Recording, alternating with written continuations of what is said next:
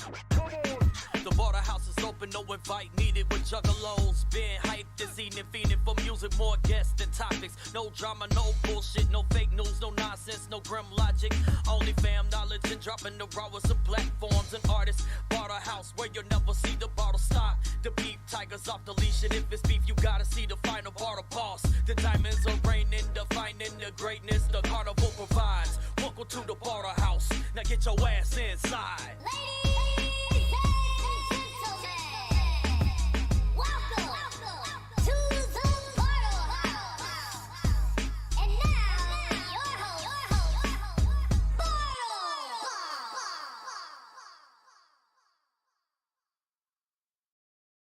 Yo, what up, everyone, and welcome. It's Wednesday night. It's 9 o'clock. We're a little late tonight, but we're doing an old school ass Bartlehouse episode. Just all the music y'all fucking know and love. Maybe you don't know because it's new. I got some homies with me tonight. So bringing on the first homie, he's gonna be with me for a good bit of the show. I'm telling him now, he doesn't have a choice. You've seen him on the show a whole fucking heap. He also, you might have just heard him because he wrote the intro song to the Bartlehouse. I'm talking about the Midsouth Monsta. Yo, what's good, my guy? I look like a 14-year-old that just became a juggalo right now. I mean, that's nothing new. Anyway. And for a brief time, we're also going to have on another homie who wants to tell us about some dope shit he's been working on with the homie Loki in VR. Dude's addicted. We got to throw in. This is an intervention and he doesn't know it. I'm talking about my brother, 4A2 official. Yo, what up, guys? What up? Yo, what's good, Keith? Chilling. So, I do have some news for you guys tonight. I'm going to try to make this as quick as possible, but there is a lot to go through. First off, what we've been doing, because I feel like I should just explain this thing for the people that don't know yet. There's this thing called VR Chat. VR Chat is a open world chat type thing. Bunch of different rooms. You have avatars. You walk around, do crazy shit. Loke has been building.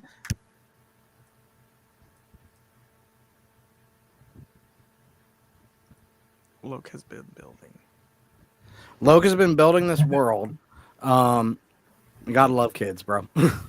And he has created this music experience for one, which is based on the oracles.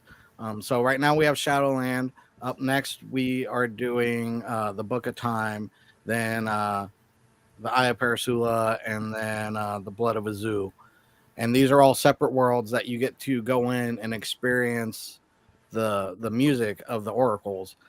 There's unreleased instrumentals in there that you get to listen to while you go around and explore. It's a really cool experience. And another thing we've been doing is this place called the Ritual Room. The Ritual Room is where we will be holding events, where we will be doing shows, concerts, everything. And the Ritual Room's already set up, and it is beautiful. So, first off, if you guys want to come down and check it out, get VR Chat. You don't have to even have VR. Yeah, I connect through Steam and just my PC. You don't have to have a MetaQuest or even just a headset. Yeah, you can have a PC as well, and you can have it on mobile. I will say the mobile experience isn't the best. It's best on Oculus VR or PC. But if you go in there, you look up Dreamwalkers, which if you want to know the information about the Dreamwalkers, we do have a link in the description down below. It's pretty much the group that's going to get you into a lot of these events, right? You don't have to be a part of the group, but it's a really good idea because you'll get whitelisted and verified, and if you are verified, you'll get in there quicker, and you'll get a better instance, which is like a better version of the world that you're in. And then, like I said, all the information for Dreamwalkers, there's a link. It's a link tree for Dreamwalkers. It explains the VR setup. It explains what we do, what we're doing as far as like the expansion of it and everything. Also, if you go to shadowlandshop.com, there's a bunch of Dreamwalkers merch on there as well, along with stuff from Crux One, Low Key, Batty Bat, Neon Sermon, bunch of stuff on there. And another VR thing that we have, which I didn't prepare a flyer for or anything. If you guys like card games, there's Mask and Machetes. You can play it in VR. Yeah. And it's amazing. Well, I played it one time. Right, I played it one time, and I ended up buying the fucking game, the base game, because I loved it so much. Yeah. So it's super, super dope. But why I'm here, though, is to talk about these events. Yeah, I got them. First, I want to talk about the ritual, which, let me know when you have that flyer up. There we go. So this will be the first annual ritual for the Dreamwalkers. We got DJ Sardonic, we got DJ Spooky, we got Caliber, we got Serenity DMB, and we got Hymnoth, which is a really dope DJ that we met in VR. She fucking murders shit. Zardonic is super big. So he's going to be playing live. This is going to be this upcoming Saturday, February 3rd, 8 p.m. Eastern time at the Ritual Room. So if you get in there, if you get in the VR chat or whatever, and you're there on the 3rd, you can see a really dope show. It's going to run from 8 p.m. till we talked about it, and it's probably going to go till like 1 or 2 a.m. ish. It's going to be a big event. So yeah, if you guys can do it, please, it's going to be amazing. So it's a VR show. Yes, it's going to be a VR show, but it's going to be a live show within VR. Right. So we have live. I don't want to cut you off, but I know he's throwing a lot of information at you, and if VR is something you're not familiar with, you're not used to. I was about to ask questions. Or if you're not familiar with that, keep your eyes peeled, because me and Keith are going to be recording a video, and we're going to put it out for you guys, all about the Dreamwalkers and how to set up your VR, like recommended settings, and how you're going to get in the show. We do have that planned. So are they like themselves, or are they like little characters? Because it seems like the VR chat. They're avatars. We have Dreamwalker avatars. They're like devil robot things. They're super dope though, and the DJs that are playing the ritual will be playing live, but it's all going to be through streaming and linking through everything and linking through the avatars and all that. Like it's pretty insane. Fuck, like, is this a thing that is ongoing, like, already, like, people are doing this, like, or is this, like, this is a thing? Oh, wow. Yes, this is an actual thing. Right. So Loki's just doing it bigger than most people. Yeah. We're trying to get Dreamwalkers to be the biggest music VR group that is on VR chat right now. And it's going pretty well. We're beating out a couple of the heavy hitters in there right now too, so we're getting there. We'll make sure, like, you guys, if you guys want to be a part of this, we'll put out a video on how to get prepared for that. Yeah, and like I said, you can always go to Loki on Facebook. He's constantly putting out stuff about it. Mm-hmm. My Facebook, I'm constantly putting out stuff about it. Join our Discord as well. We have a Dreamwalkers Discord, which we can help you get into everything and get in the VR chat. Link for the Discord is also down below in the description. And yeah, we really hope to see a lot of you guys there, because again, it's going to be something big, and this isn't going to be the first or the only one either. Like, we have a lot of stuff planned. So that brings me up to the other thing, the big ol' list. So tomorrow, this is pretty much Loki's schedule that he has. Tomorrow he's doing a shirt day, so he's gonna drop some new shirts, and it's gonna be pretty fresh. And then the next event is the Ritual of the Dreamwalkers, which will be again on the 3rd. Then we got some other stuff coming. We got a new mask drop, live from the Zargorg show, because much love to fucking Zargorg, the homie, the second in command to God, you know. What else do we got? Warrior of the Month. We do that every month. Batty Bat's album Fall from Grace is gonna drop on the 12th. We got a new shirt coming out on the 14th. And then that brings us to the 17th, which is Mask and Machetes VR. That is going to be a big Mask and Machetes tournament type thing within our VR. And it's going to be in the Mask and Machetes world that we created, which is also, like I said, very gorgeous once you actually go into it and look at it. The mechanics of it are super cool. No, I will say I've been in the Mask and Machetes room and I fucking love it. I'm down for that when that comes up. So y'all build the rooms? What was that? So like these are rooms that are built like by you guys, like. I think Loke and them put them together, I believe. Yeah, Loke has a team of people that help him build all these things. You know, it's a very long process and a very it's very advanced to fucking do all this. Like, you're talking about fucking low key, like mask wearing low key. Okay, because I see the Mission Effect weekend thing, and I'm like, oh my god, okay, so dope. That's dope as fuck. Infect, my guy. Infect. Hell yeah. So we got the Master Machetes VR tournament, which is gonna be super dope. We're gonna have a bunch of people playing Mask Machetes all day. Then we get another remix from Loke dropping. We got Jersey Weekend coming.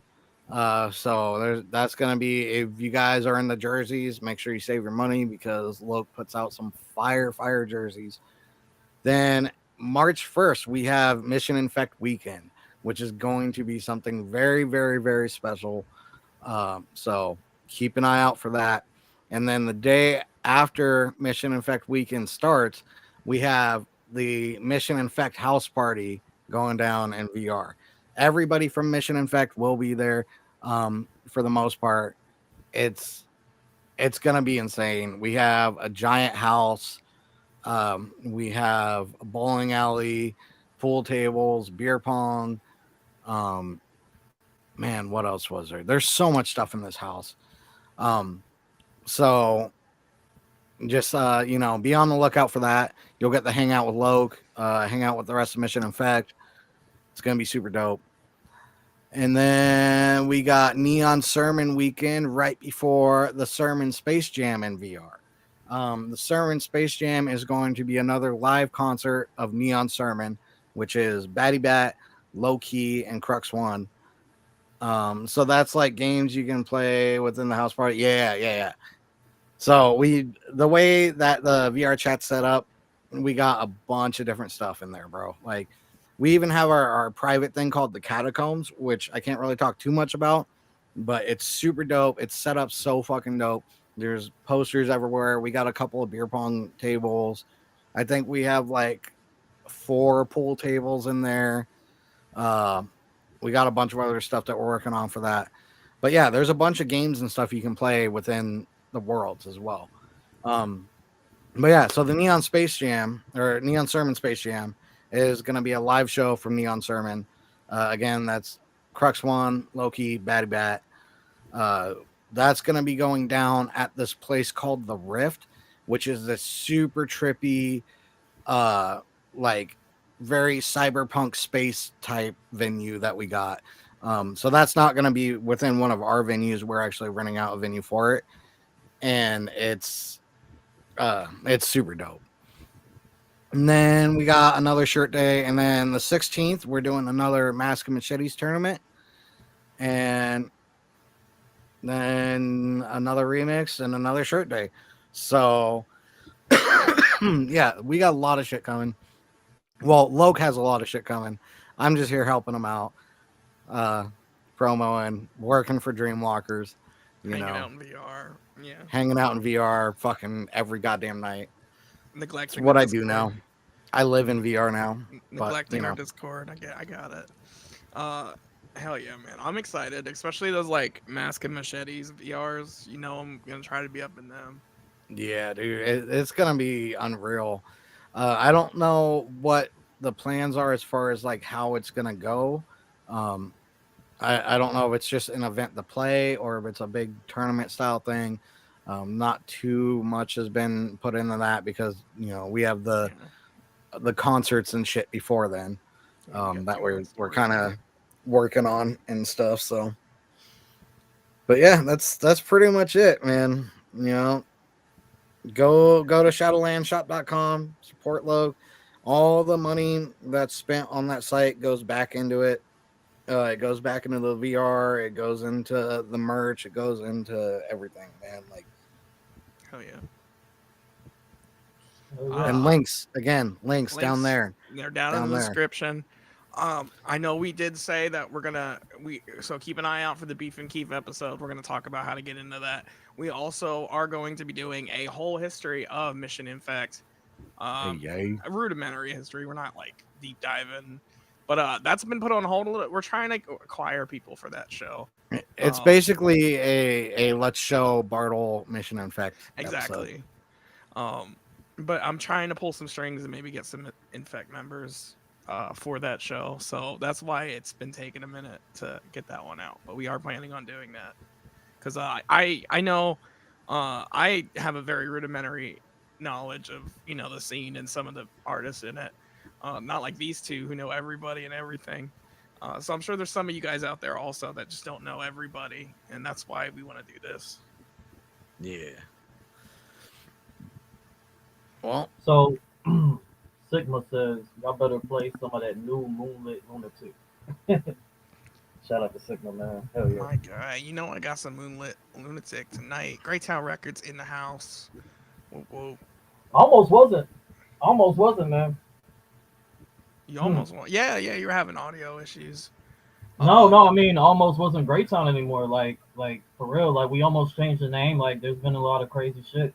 I do know a little bit about that. I'm not gonna ask on stream because I don't know if there's any drama behind all that. But we're not gonna go too into it. I'll probably ask you in private. Right? Yeah. Fair. But hey, Keith, I know you're itching to get back on VR and do work for Loke. Thanks for fucking coming on and explaining that shit to everybody. I'm gonna try my best to get on there, man. I'll try to find some time to do this shit because it looks cool. Bro, do it. Like I said, if you need help, hit me up, bro. I'm here for you for setting up, getting everything running.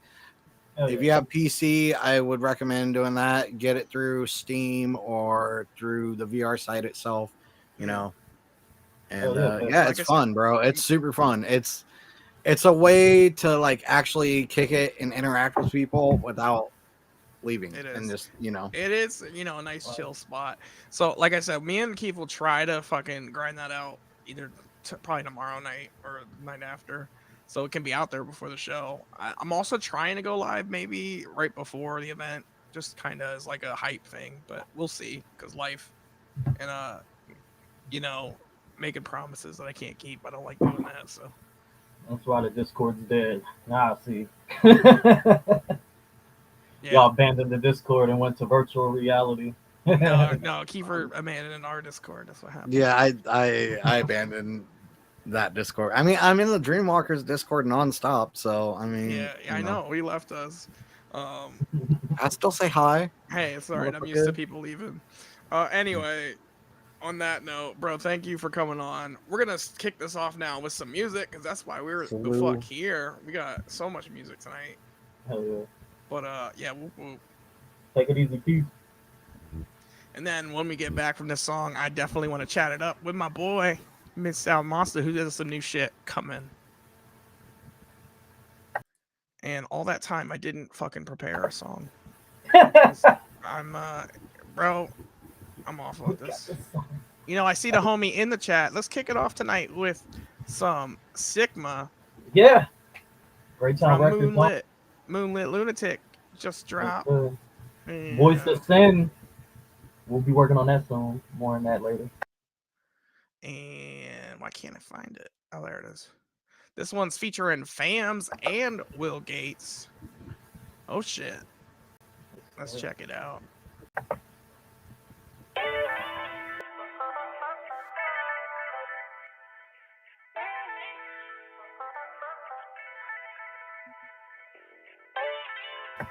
Lunatic out now on all platforms. Hell yeah. I'm alive though, broken up inside for the climb.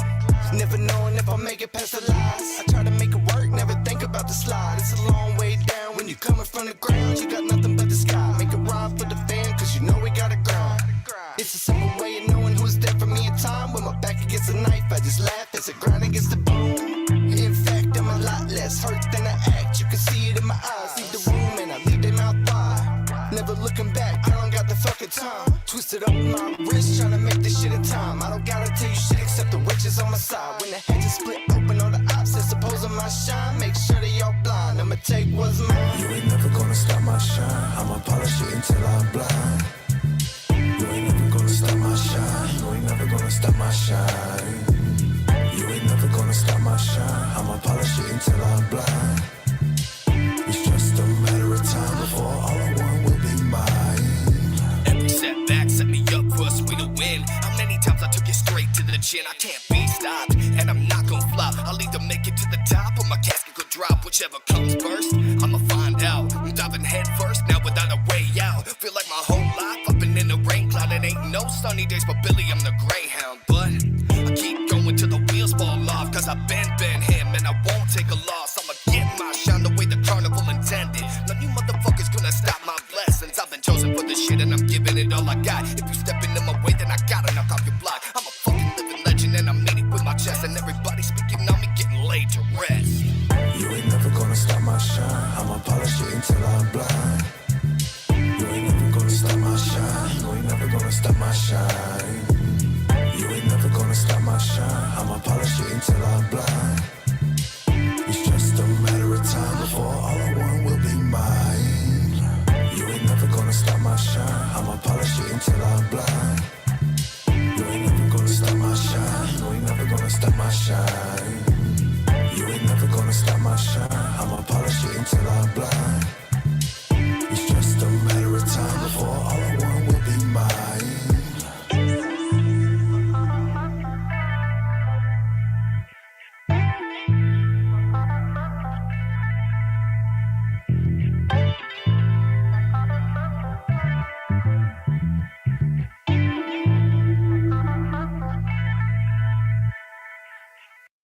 Hell yeah. Moonlit Lunatic. That was Shine. Yes. Yes. From Sigma. Hell yeah. He says he poured his heart and soul. Well, he said soul, but I'm gonna add heart to that. He poured his heart and his soul into that trilogy. Heart, soul. He squeezed his last nut into that fucking record. Yeah. Gross, but yeah. And you know, Sigma, he's both representing Greytown Records and Got Bud Records. Yes, indeed.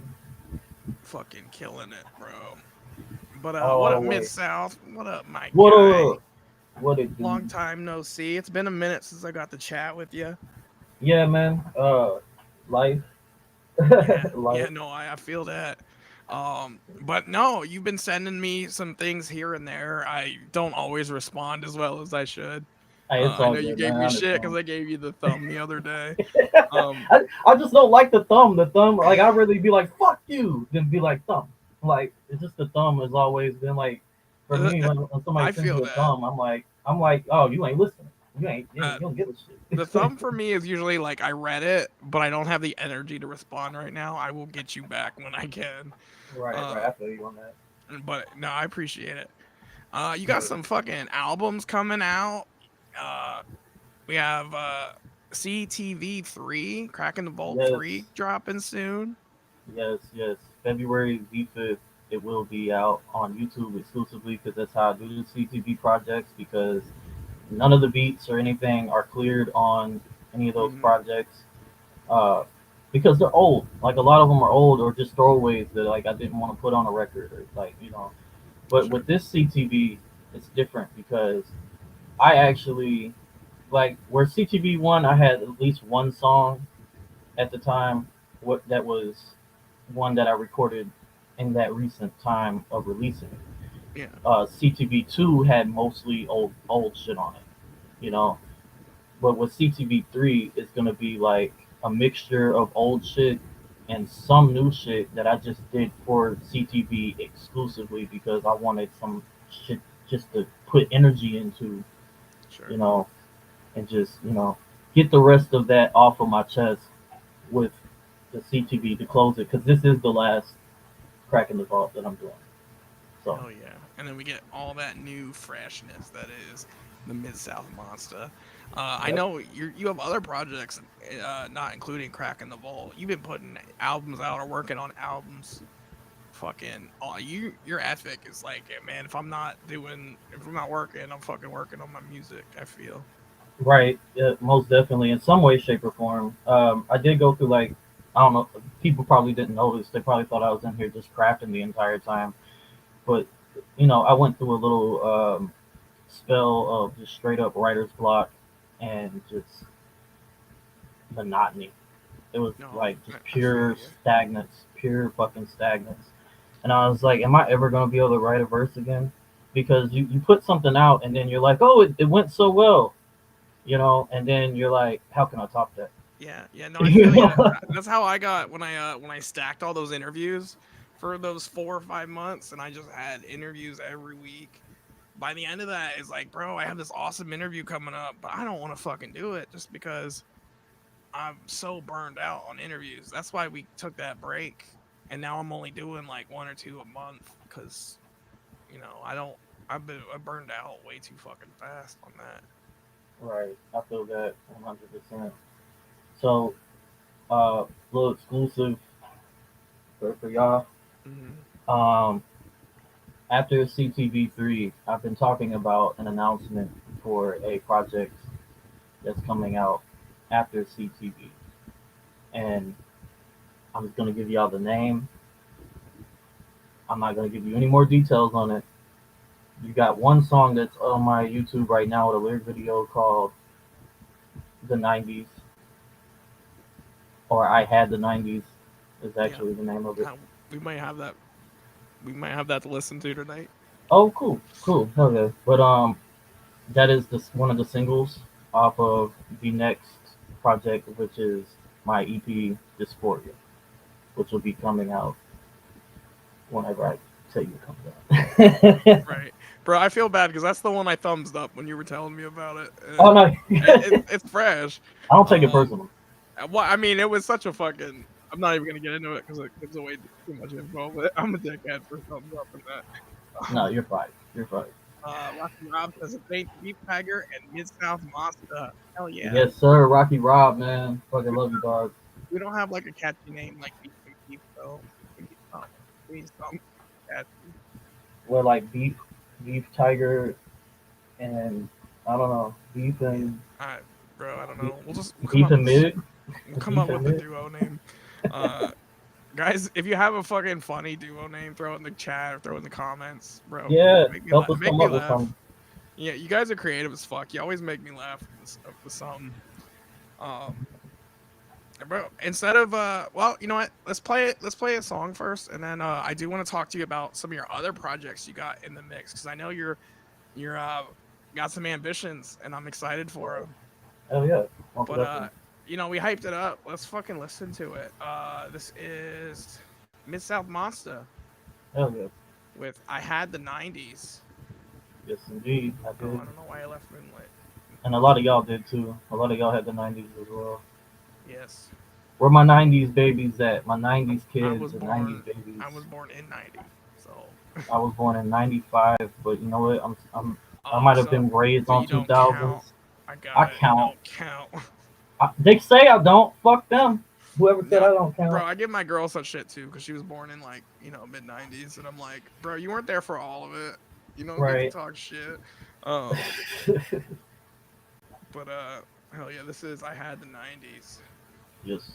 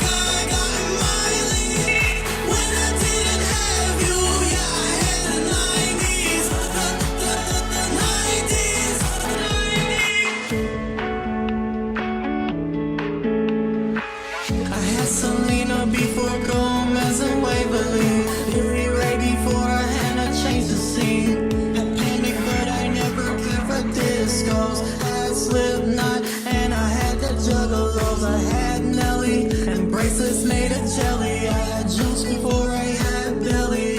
Tamagotchi keychain taught me gratitude. Wrestling with my life, my ever was an attitude. Some shady leaking flirt in the avenue. Right before Wayne in New Orleans and Boosie out in Baton Rouge. Sometimes I wish I could rewind me, 'cause when you're not around, it just reminds me. I still had pocket corn in the 90s. In 2000s I had got a Miley. When I didn't have you, yeah, I had the 90s. The 90s. I still had pocket corn in the 90s. In 2000s I had got a Miley. When I didn't have you, yeah, I had the 90s. The 90s. I had VLC when dreaming waterfalls. I had Limp Bizkit swinging in the walls. I had Maryland and still that new shit. Had Britney bitch in the club kid movement. Had them Rough Riders, Nate Dogg and Wu-Tang. Paperclip necklace and some color shoestrings. Pinky finger and a motherfucking mood ring. Osiris on my feet with a mohawk. Rode a huppy through the whole block. Nostalgia is our medicine because the 90s don't stop. Nostalgia is our medicine because I still had pocket corn in the 90s. In 2000s I had got a Miley. When I didn't have you, yeah, I had the 90s. The 90s. I still had pocket corn in the 90s. In 2000s I had got a Miley. When I didn't have you, yeah, I had the 90s. The 90s.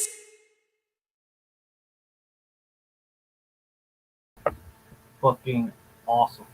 Hell yeah, man. Love that fucking song. So rad.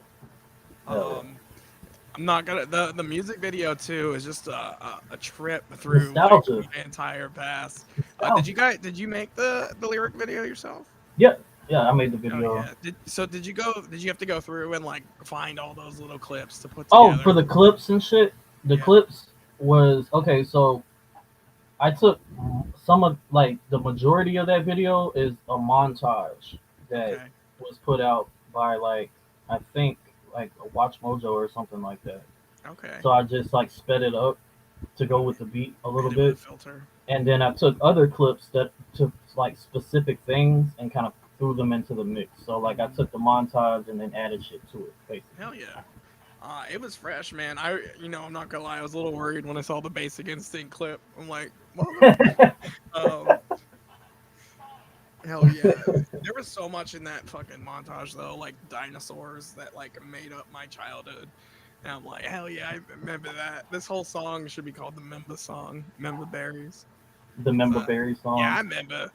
It kind of reminds me like I drew a little inspiration from Bowling for Soup. Okay.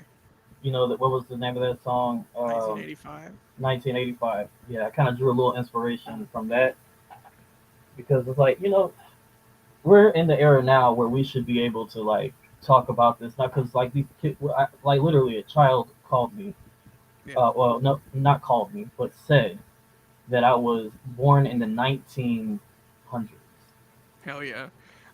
Bro, I What was just the having this fuck? I was just having this conversation. I think it was on one of my gaming streams, but I've hit that point in my life where I'm telling like back in my day stories, and not just any like Right. back in my day stories, Same. but like I remember like my grandparents being like, back in my day that cost Back a in nickel. my day. It cost a nickel, and then I'm like, back in my day you get a Subway sub for $5. And kids say, $5 look foot at you. long from a pedophile. They look at you like you're a fucking dinosaur because you remember $5 footlongs. You know, we used to go up the block to Subway and get the $5 pedophile footlong. Hey, bro. Well, Fuck that's you, the thing Jared. too, though. You can get any sub for $5. It didn't matter what was on it. You It was know $5. what people don't know about that song is it's actually a song to my parents. Hell yeah. Because like when they weren't in my life for the period of my that era in my life, Mhm. I didn't really have anybody to look up to. You know what I'm saying? So like I just delved into media, like music and movies, and like Mhm. my form of entertainment raised me. You know, so like that's what that song's all about. When I didn't have you, I had the '90s. You know, Right. so Yeah, a very similar, situation where I remember being sat in front of the TV. Uh, the TV was my babysitter a the lot of times. babysitter, yeah. Now it's the Um, fucking tablets and the cell phones. right, and I like Crazy. my girl. It's not Disney, she doesn't know it, and I realized like, man, even at like a age that's way too young, I was watching like Terminator 2 and like all these movies I should not have been watching in hindsight as such a young kid. Um, Oh, when I was a kid, like I stuck into my dad's bathroom and found the fucking Playboys, Oh yeah, same. Well, it was the biker magazines for my dad. the biker bags, The Easy Riders and the fucking Easy Rider, and the I forget what the other like one was yeah, called. But yeah, it was definitely the biker mags. dykes Um, on bikes. well, no, they weren't. They were I'm sorry. not specific. I don't even know how to explain them though, because they weren't. They were like half pornographic. They're like, hey, I appreciate these motorcycles, but also boobs are a thing. Yeah, And that's like how the fucking magazines were. Um, Anyway, that's awkward, that's why you grew some. No, I'm playing. I'm fucking with right? you. That's why they call me Beef Tiger. Sigma Yeah. says I got so many Playboys. I got the Anna Nicole Smith Jones Oh too. my god, I saw the Anna Nicole Smith ones in a fucking box of like Playboys. Like we were cleaning out this old guy's house, and like Bro, he had a remember? fucking shit ton. This is gonna get me canceled on the fucking internet. But remember back in the day when like you Back had in to the day, stop what you were doing to turn the page. and they would stick together. Just hit play. You had to hold something. Anyway, that's weird. Let's fucking speaking of jerking off, our next song. Insert Yo, trigger what up, warning. Bundy? You came in at the best time because we're gonna play Uncle Bundy. your joint next. But before we do, I told him I'd play it on all my shows. I can't wait for this to drop. I've been waiting for fucking ever for this album to drop. Right. But let's run this shit. Question: is it no longer Smiles Bundy? Is it just Bundy now? Is it A relic of a forgotten past. The embodiment of a discarded ideology. You forgot who you were. He did not. Let me welcome you motherfuckers into the show. Prepare to witness some shit that you never seen before. The evolution of evil to me has been my style. So trust in me and believe in the path on which we go. Let me welcome you motherfuckers into the show. Prepare to witness. Oh yeah.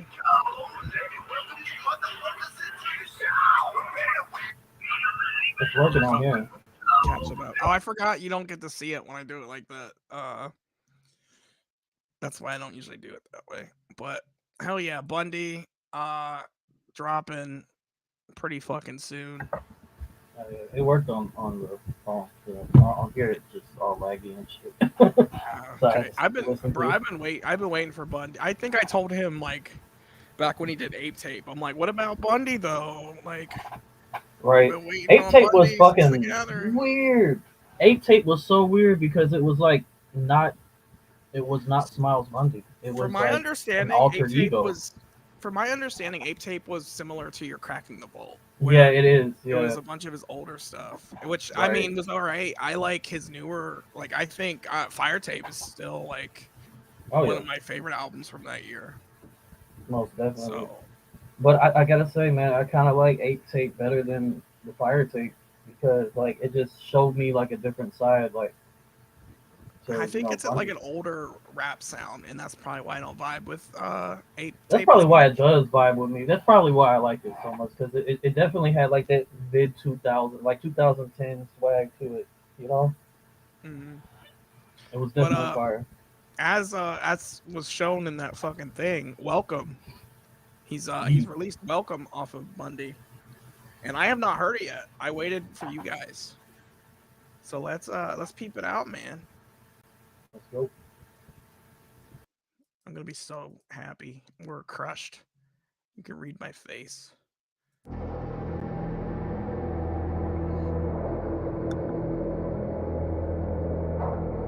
A relic And that of a new forgotten mask design. past. The new mask is wild. I told him that the minute I The saw it. It's embodiment wild. of a discarded ideology. Step aside, a la You Zulu. forgot who you were. New mask. Who this? He did not. Let me welcome you motherfuckers into the show. Prepare to witness some shit that you never seen before. The evolution of evil to me has been my style. So trust in me and believe in the path on which we go. Let me welcome you motherfuckers into the show. Prepare to witness some shit that you never seen before. The evolution of evil to me has been my style. So trust in me and believe in the path on which we go. Go on, step right up and take a look inside my mental. A demonized mentality, I'm clouded on a mission to unleash a brutality that's been locked up within you. A picture of insanity, a frameless broken window. I'm the only one that knows exactly what you've been through. I know why you're filled with hatred on me. I know why your issues. I know why your vices and the assets that you misuse. This pain on your ego as a weapon used against you. The carnival you once cherished is not gone. Only abandoned. Let me welcome you motherfuckers into the show. Prepare to witness some shit that you never seen before. The evolution of evil to me has been my style. So trust in me and believe in the path on which we go. Let me welcome you motherfuckers into the show. Prepare to witness some shit that you never seen before. The evolution of evil to me has been my style. So trust in me and believe in the path on which we go. Let me welcome you motherfuckers into the show. Prepare to witness some shit that you never seen before. The evolution of evil to me has been my style. So trust in me and believe in the path on which we go. Let me welcome you motherfuckers into the show. Prepare to witness some shit that you never seen before. The evolution of evil to me has been my style. So trust in me and believe in the path on which we go. Only as one can we retrieve that which has been lost. Hell yeah. Bundy says exclusive Bartlehouse news. Eyes. I'm waiting. Uh-oh. Hell yeah. Sigma says the beat is crazy. For real, I love how his hook sounds embedded with it. All I know is that that pit is gonna be opening from the get-go for his set, and y'all better bring it in the pit because that song goes hard. Fuck yeah.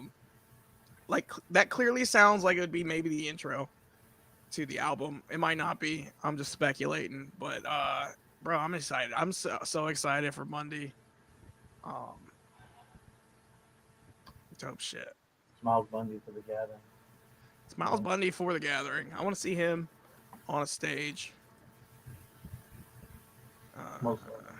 I'm probably not gonna even make it to the gathering this year, and it's funny because I had literally just put out that I wanted to perform. Like people were like hitting up because the emails, like and shit, and I'm just like, now that y'all don't hit up the emails, let me be a dick and just inform you that I'm probably not even gonna go. So, so I jumped the gun putting the news out there. This is newsworthy. So we need to run the fucking title card for this.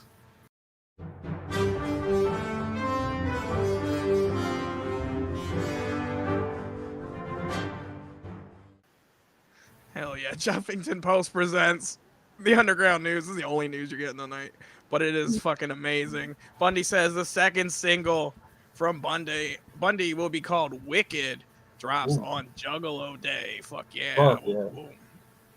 Dope shit. Man, I do love Dope shit. some Bundy.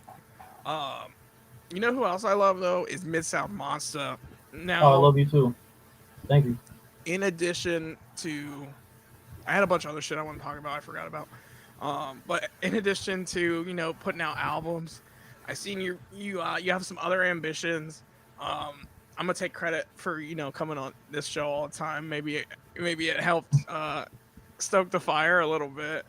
But I seen you're trying to launch a podcast. Yes, indeed. So it is Mind of the Monster podcast, Hmm. and I'm gonna be honest with you guys. There will be episodes you will want to watch, and there will be episodes you will not want to watch. It depends on your interest, I guess, because your boy gonna get a little bit political sometimes. Oh, I can And see that. I've talked to you in private right, chats. and But yeah, I will say, man, everything you have to say usually is very, very, respectful, but articulated yeah, and factual, and and interesting. It's not just like right, dry ass. Everybody's saying the same thing. right, It's right, right. very much like salt of the earth. This is how I fucking feel about Exactly, shit. and it is all from the heart. It is all from my own perspective. I think that's what makes me the weird anomaly libertarian that I am in life, because I just there's so many sections to different coins, and there's so many gray areas, and I'm here to like talk about some of those gray areas in life. And I'm also, it's not just going to be that. There's going to be segments. There's going to be different sections to the podcast as Hell to yeah. what you know like music. We're going to talk about that, but it's not going to be you know not just because everybody else is doing it, but because of the fact that I don't want it to be centered around just my music. I have my Yeah. music channel for that. You know, so Right. like this is the mind of a monster. For a reason. It's my mind, and I'm putting myself on Front Street and just being as real as fucking possible with y'all. So let's just be real with each other. Have you started recording at all for this, or is it still like waiting to get off the ground? I'm going to be recording the first episode this weekend. Hell yeah.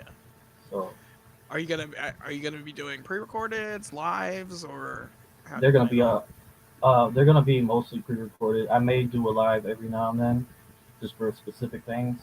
Yeah. Uh, but yeah, uh, I do want to say though that for the Cracking the Vault Volume 3, that I'm running a little contest for Cracking the Vault. I don't know if Hmm. everybody's seen that or not, but we got this 3D printed little vault safe that we made.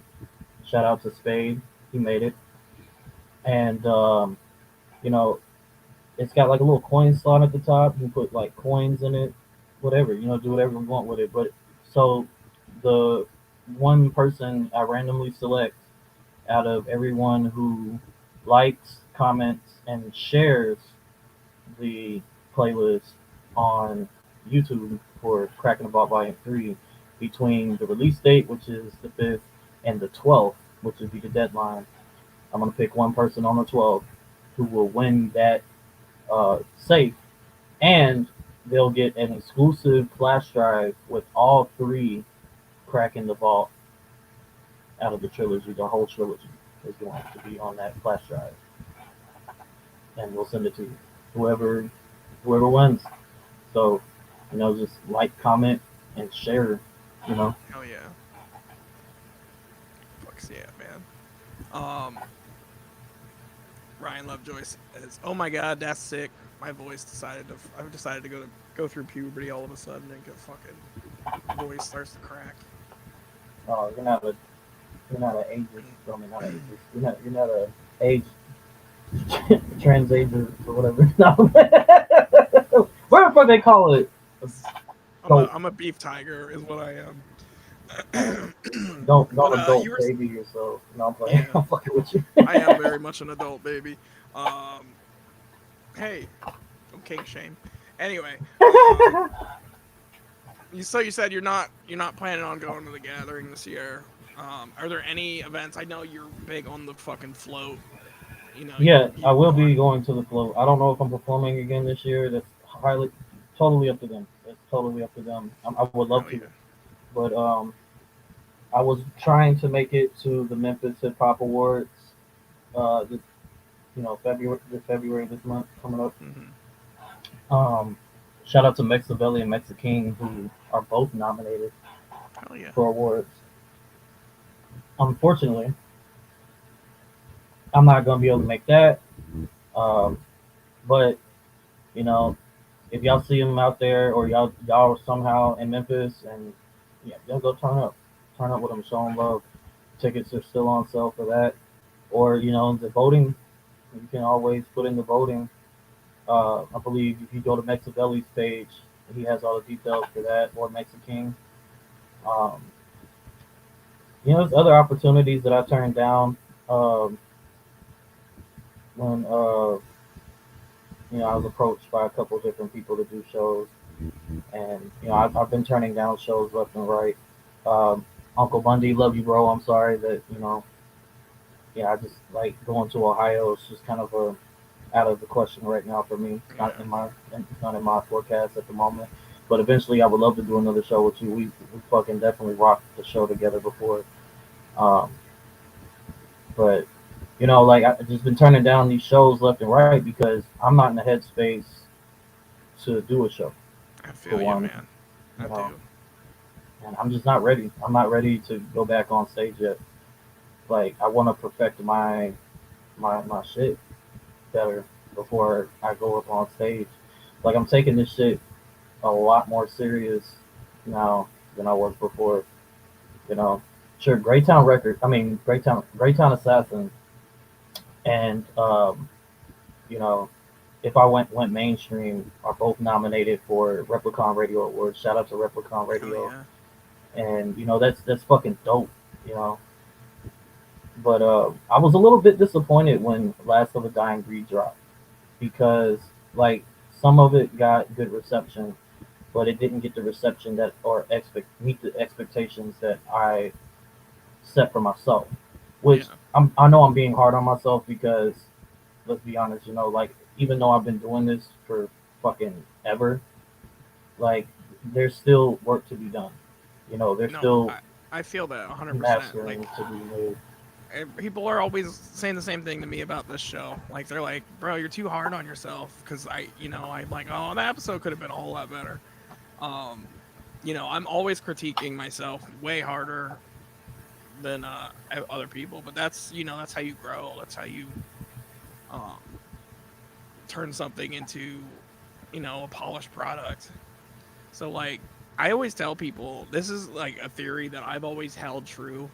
And I derive it from learning comedy because not a lot of people know I did study stand-up comedy, never performed, but I did study for quite a while. Bipolar brain, I get into new hobbies every couple months or so. So there was a good bit of time where I was studying comedy and I was reading books on comedy writing. And the idea that only 3 out of 10 jokes will land, but you have to write 10 to find the 3 that do.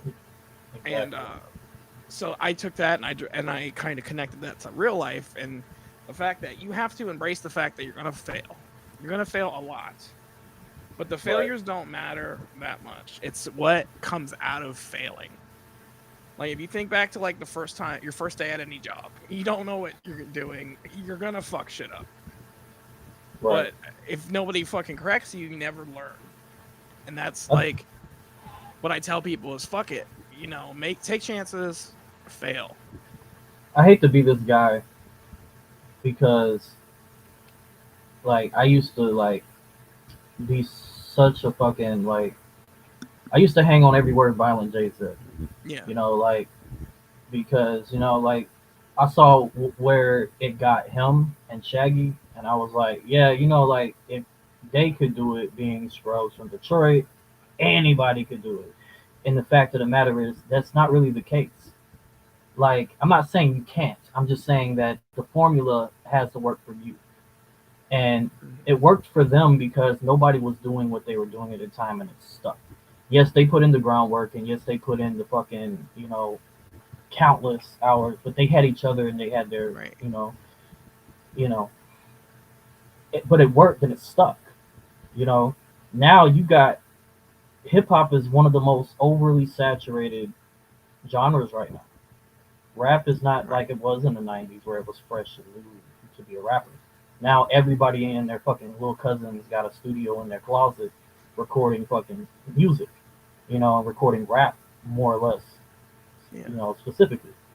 So like, I don't want to be that guy to say if I had the funding or an investor behind me that had the money to put into my music and promotion, then I would be way further in the game.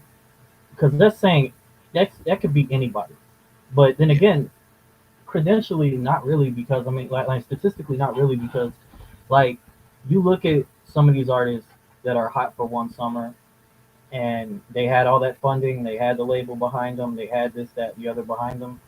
Right. They end up flopping and being yesterday's news anyway, But if you take somebody with pure raw talent and you invest in them, then you really don't have much to lose in that, So like, Right. I feel like if I had that right investor, then that's kind of what I'm looking at right now. I need that type of shit. I know some people are gonna be like, oh, if you can't do it on your own, like da da da. I've been doing it on my own for 17 years. Like, No, I where's feel, it gotten me? So Cruel Hand Luke says, no bullshit, everyone can rap now. Not necessarily well, but they do it. I feel like it's a combination of both, though. I feel like you do have to have opportunity. You do have to have, people, like, you do have to have that spark. But it's just as I'm saying, like, if you don't put yourself out there, you'll never have the opportunity to even have that spark. If you're not present for it, it's like you can't win the lottery if you don't play the lottery. Right. It's kind of the same idea. So you do have to be out there grinding if you want to fuck it. And then it's either you do or you don't. But like, I feel like, especially like even back then, the clowns, like, they did not give up. Right. They were beefing with Eminem, and Eminem was, catching breaks left and right. What were they out doing? Hitting parking lots Still with grinding, fires yeah. and fucking, making mistakes. Right. So I guess my message to people is like, if you're like, maybe I should fucking start a podcast, or maybe I should, I don't know, fucking become a rapper. The first step is to start. Yeah, and I'm in no way. Go ahead. I'm sorry. Yeah, one of the big things that they teach, I watch so many videos on how to make better YouTube videos and shit. And the one thing they say, almost everyone says uniformly, is your first step is just fucking start. Your first episodes are not going to be good. I'm sure my first episode was dog shit. But everybody starts somewhere, though, Like, yeah. Listening back to old cassettes, I wish I could. I wish I could listen to my old cassettes. I mean, my episodes are still dog shit, but at least I'm aware Nah, of it. man, but like, I see you progressing, like, further and further, man. You're doing fucking phenomenal, man. I will say, like, one of the things that's so weird for me is, like, when I was on Bartlehouse and the Dead Guy, people knew, like, I was just kind of the guy that did the show with Bash, and, like, people didn't really know me like that. But, like, I'm actually going to shows now, and people are like, bro, I watch your show, and, like, that blows my mind, because, So I didn't even want a podcast in the beginning. So to answer Dak's question in the comments, is doing Diesel Dak. Diesel in New Jersey. What up, Dak? Yeah, that is doing Dak. a craft That's what I for thought. so long. Success. Wait, I did not read the words. Is doing your craft for so long success enough, or is there a money amount you'd have to earn to be considered successful? So my answer to that, personally, this is just my perspective, and it's whatever makes you happy and feel successful, that should be what is your level of success. Yeah. For me personally, there is a money amount. And I'm not saying money's gonna grant me happiness, but it's gonna grant the things that will grant me happiness. Yeah. Stability. I mean, like for real, like, I get it, like the same thing. Like, I don't think I'm gonna be able to ever do this full time, Boy, would I love to.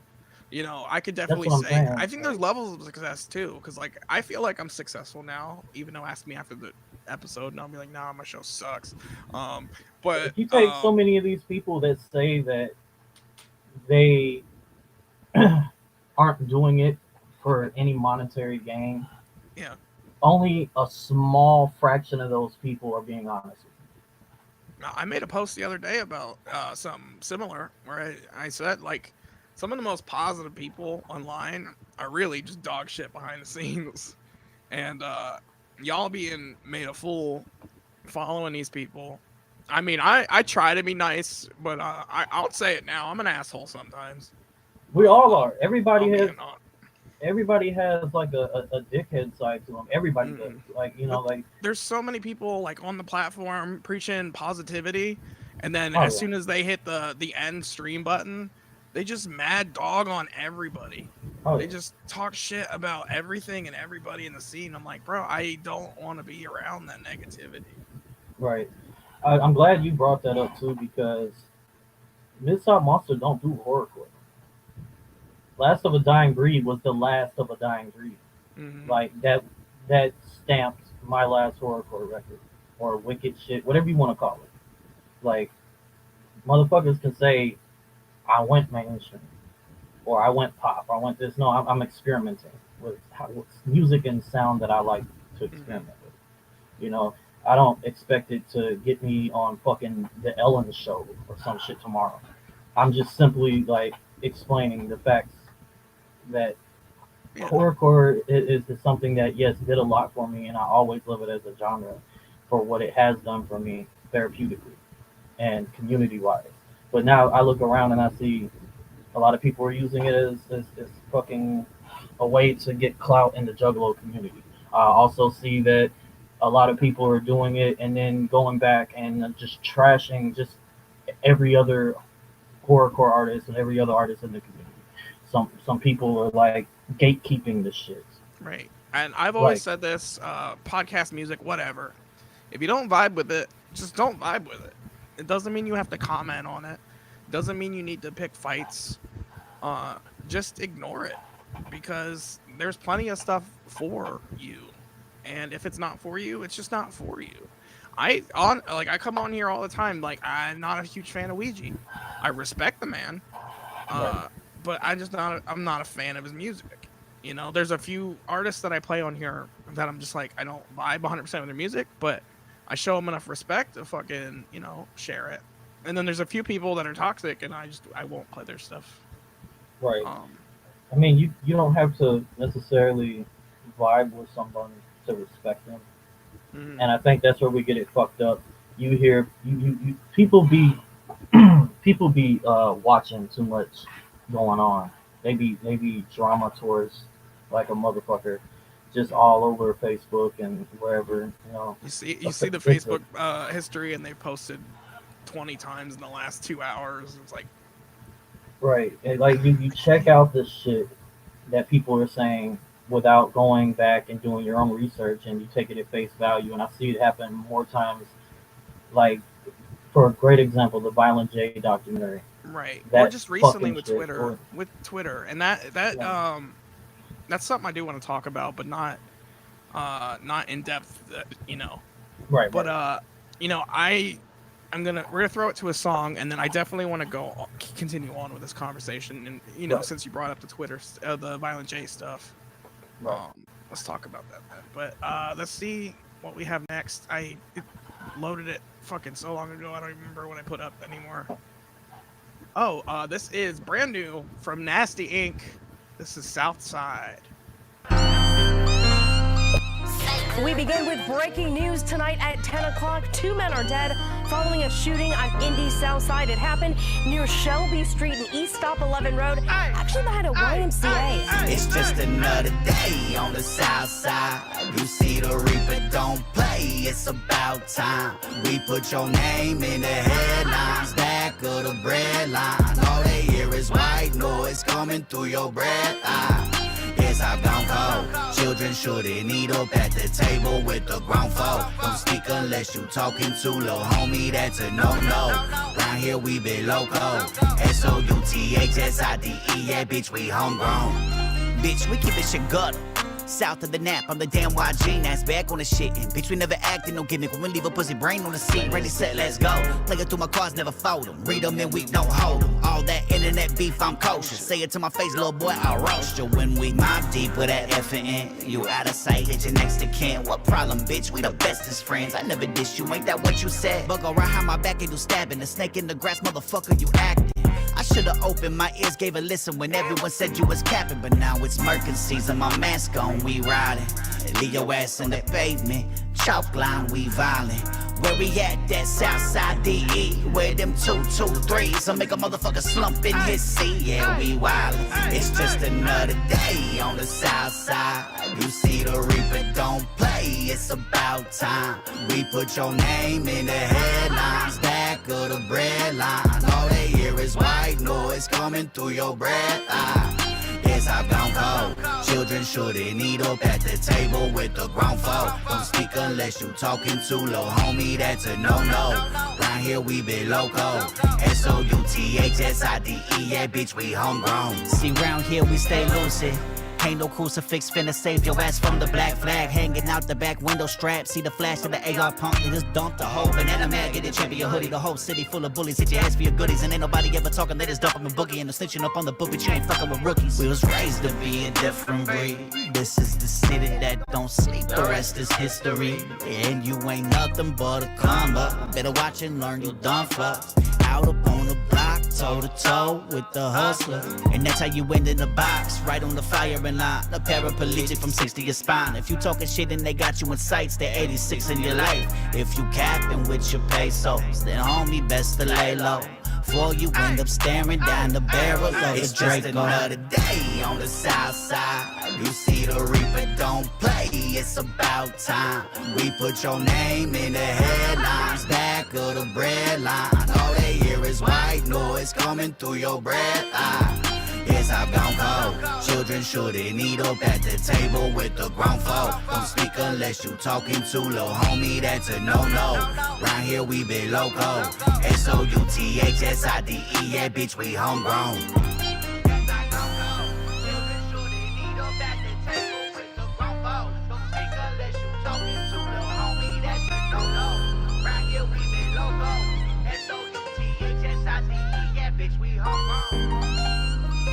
Hell yeah, Southside by Nasty Ink. That one went fucking hard, man. I love that. Hell yeah. That shit go Bunch hard. of comments here. I want to go through some of them real quick before we get back on that topic. Sigma says, I've already succeeded. I've worked with all my childhood figures, but also agree with Midsouth. I'd have to have a certain number amount to make me financially stable. Cool Hand says, I've been in the scene since 98-ish. Seems like it's all just a popularity contest and drama. Nobody care who gear you rock or what label nuts you on. Just make good music and pursue success. But that's the thing, man. People do care. Like, unfortunately, people do care. They really do. And they care too much. They care way too fucking much. I feel like some people do. Some people, like, if look at fucking what happened with Hex. Hex leaves chapter 17, not 24 hours. There's motherfuckers on the internet shitting on Hex. Right. Not knowing if he's cool with C-17 or psychopathic or anything anymore.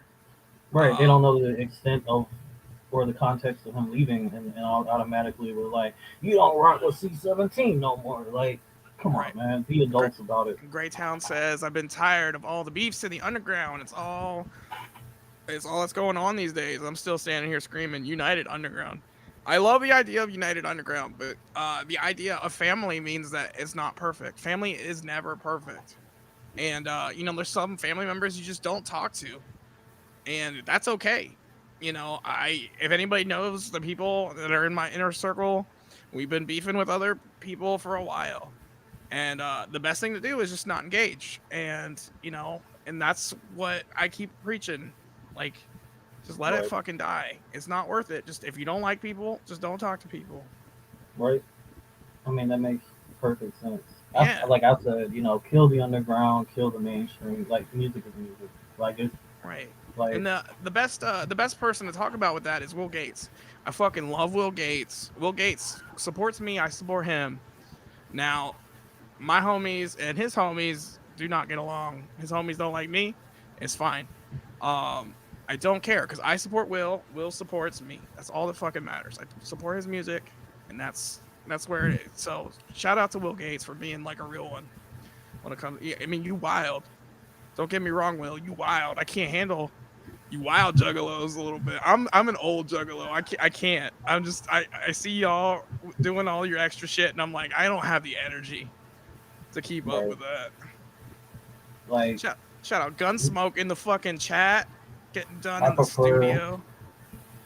I prefer the wild juggalos rather than the toxic juggalos. Well, yeah. I've said this too. I feel like people are acting wild. Like there's wild juggalos, and then there's people that like are acting wild because that's what they think juggalos are. Right. I think like one of the biggest things I was talking to another homie about it was because of the fact that we are this outcast community that we are. Mm. And I think you and me have had a similar conversation before on the Discord. But because we do have the whole like outcast,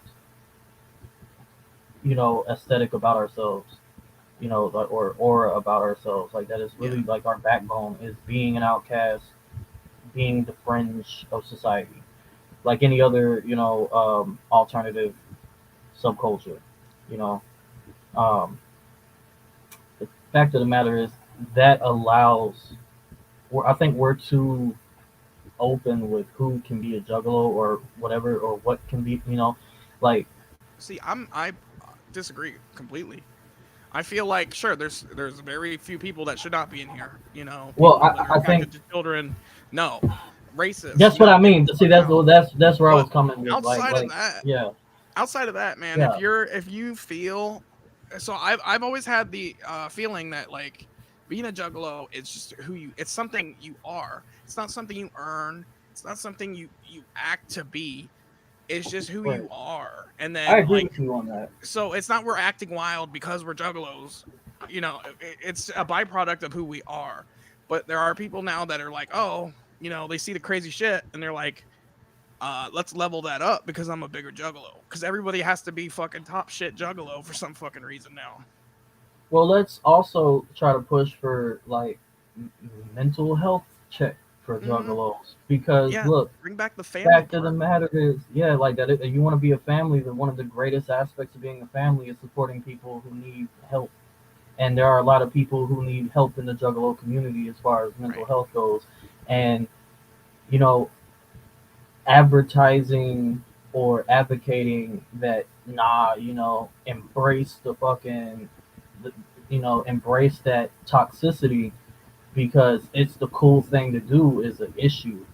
And I think that, oh, you know, you're a juggalo, so if you fucking want to go and fucking do some really off the wall type fucking shit that could harm somebody else, you know what I mean, or harm yourself, you know, in the process, you know what I mean. It's like, yo, like that's you're not being a juggalo at that point. You're just being a fucking douchebag. Like you're just being an enabler. You're throwing that label on. You're throwing that label on your actions, and that's why we're all starting to get this fucking reputation with people as being. I mean, we've had it forever, but like, you know, it's getting worse now. Our reputation is just fucking scumbags. Like, you ask anybody who's not a juggalo, he's like, "Oh, you're an adult juggalo? What a fucking loser." Well, the stigma that existed already is allowing people to feel like they can go into that community and be a fucking meth head or a fentanyl dealer or a fucking pedophile. You know, like, and be safe here. No, fuck you. Like, you're not welcome. Some of my favorite fucking, like, I look at juggalo conversation. Like, you have a juggalo conversation, you're like, oh man, I went to the fucking show and I did a bunch of fucking meth and almost died. Like, that's in my opinion, like, that's not cool. a juggalo conversation to me is talking about like fucking old ninja movies and fucking, you know, nerd ass shit, because that's what I latched onto. back in the day with the Juggalo shit was I love that Jay and fucking Jump are big ass nerds, and even Shaggy, like Star Wars. Like those are the aspects of Juggaloism that I feel like need to shine through, and not all the Right. crazy shit that's happening. Right. Facts. I definitely agree, and I think there are some levels to it that still exist, especially with the OGs, like some of the old heads. But I will say this: some of the OGs be on some bullshit too. I mean, so I've made this joke recently about the community in private to a few of the friends, including the homie Bash. But I feel like right now it's all the 17 percenters fighting with the OG Juggalos, and all us like millennials are in the middle. Like, In the hey, middle, right? like Like, can we we're meet? we're in Can the we middle. meet in the Like, middle? remember Great Malenko? Yeah, I remember. Like we're just Right. enjoying what Enjoying we the vibe have. of what we enjoy what we came up on, and I'm definitely like that. I'm not here for the drama. I'm not here for the beat. Like I'm purely here for the memories. I'm purely here Yeah, for the community. I'm clearly here for like the people. You know, right. I don't need like an old head like trying to tell me, oh, you're not juggalo enough because you're still wet behind the ears because it came down and like during the Tempest 2007 and shit. Right. Like, and I don't need some like young little fucking punk telling me that I'm not juggalo enough because I don't own all the Ouija records. Like I'm just Right. saying, like it's So, stupidity. it's like my first gathering. A lot of people are like, like people that I don't vibe with are like, bro, you missed both ICP sets. I stayed at the camp for both ICP sets, and I wasn't on drugs. I wasn't like blown the fuck out like on drugs or anything. I have noise related anxiety, and I was not prepared, and I was having anxiety attacks. Um, but so many people are like, you didn't gather, like you missed the clowns. I'm like, well, I had a good time with some homies. I met people. I spent time at the camp with all the homies. Like You've seen the that's what clowns I wanted to before, go to the gathering about. I mean, I could see the clowns right? now you can't, but I could have seen the clowns any time back Well, they then. are gonna do their farewell thing eventually, Yeah, so but it's I don't go to shows because it gets me clout. I go to shows because I want to see Gunsmoke. Shout out to Gunsmoke. I want to see Nate Money and Bloodlust. I want to see the homies Ashhole and fucking Clown Devil Boy at shows. Like I go to see people. Nihilistic. If I missed anyone, I fucking love you. I'm sorry. Ruthless Rob. Like I want to. That's why I want to go to the gathering. I want to fucking, say what's up to these artists that I haven't got to hang out with. I could give right. a fuck if I missed the ICP show. It doesn't get you any further. Like I said, there's no ranking system. There's no top fucking. You know who's top Juggalo? Shaggy and Jay. Nobody gets to beat Shaggy and Jay. And this kind of segues into our fucking conversation about Twitter. Like, I feel like talking shit about Jay is not cool. Like, dude had problems. He has mental health problems. He had drug addiction problems. But like to shit on him and then like throw lyrics in his face, like in his face and stuff, and call him a fucking chomo and stuff, I don't vibe with that. Like Jay is my guy. If you ever see any of my background, any shirt I wear, I'm rocking Violent J. I love Jay. Now I will say, like entering the scene and hearing all the behind the scenes stories kind of sucks because I miss being naive, Right. I miss just being like Jay's the The man. mystique of everything. Yeah. Like it does kind of kill it, and like that's the one thing about like the social media um era that we're in. Right. Is Let everything is Jay let too him. Sorry, I'm talking. I get personal. wound up. I get wound up when I start talking to him. No, you're Go you're ahead. fine. Like you're expressing your love for Violent J and why you want to marry him. I get it. No, I'm playing. I mean, No, like I I get want you him to though. adopt me for sure. Oh yeah. Like, dude, imagine being adopted by Violent J. I mean, Like, bro, the that'd be whole crazy. reason he's in hot water on Twitter is because he's trying to get a fucking girl for his son. He's trying to get his son laid. Okay, so his son is for one, I believe of age now. or close to it. You know what I mean? For two, I don't think it's like people have been trying to play matchmaker for their own kids Right. since the beginning of time. It used to be a requirement in society. You know, Be Happy Violent J is not forcing him into a marriage. You know, Right. he's of course going to let his son decide Shotgun who he wedding. wants to be with. Shotgun You know, wedding like, with Violent J. I'm about it. Hatchet like, wedding. come on, man. Gotta respect the OG, says Greytown Records. I love the OGs. I will say, y'all, OGs get a little fucking testy too, though, because they want what they had, and you know, I feel like they're not open to change just as much as like the new guys are not open to uh veering off from their path. There's enjoying nostalgia, and then there's obsessing over Yeah. nostalgia. Like there are so many OGs are like, fuck the second deck. I love the second deck. I don't give a fuck. There's some on the second deck. I prefer the first deck, but Yeah. there's some on the second deck that I did like, and there's some that I didn't like. But Yeah. it's just me, I mean, personally. I routinely shit on one of the most beloved albums out there. And you know, it is a joke. I don't like the album, but it's more of a joke. And it's to, you know, it's to rile up people that Right. are like that. But like in your own case, like you explained, like there's a reason. Yeah, Personally, there are reasons. You know, I don't have to vibe with everything. You know, Right, I love the Tempest. The homie Bash does not like the Tempest. Man, I'll bump the Tempest every day if I could. I love the Tempest. It's got such a different sound from the other ICP albums. I do want to say though, like for those that are talking shit to Jay on X, Twitter, whatever. On X Twitter. But so weird. Shout out to Elon Musk. But the fact of the matter is this: if you are going to talk shit about someone because you feel personally about a specific thing, at least have your facts straight. At least have your research done, and I mean thorough research. Don't go because you watch some fucking pseudo fucking documentary film on YouTube and decided that you were now going to go on a witch hunt against Violent J and call him a fucking pedophile. Yeah.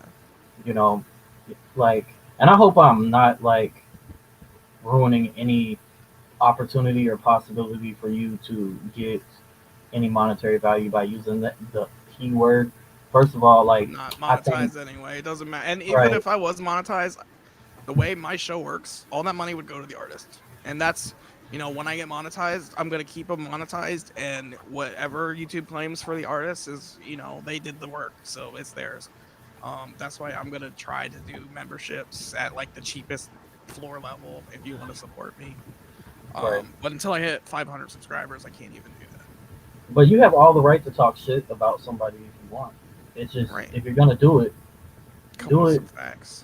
Do it with like, why do you not like Violent J? Because he's got a big forehead. It's facts. He's got a big forehead. You have all the right to not like him because he's got a big forehead. You're a dick. You're a dick because you don't like somebody for not having a big forehead. I think you're shallow, but you have all the right to be shallow. I feel like if you're so easily swayed by reading an article or seeing a like shittily made documentary, if you're so easily swayed away from Jay, maybe this wasn't your scene to begin with. You know, maybe you haven't been there or understood what you were listening to. That goes to a question that I wanted to pose to you and to the viewers that I saw on Facebook today, and I've heard this many times before, and it's been an argument in the Juggalo community. But I just feel like maybe we should talk about it. Hell yeah, man.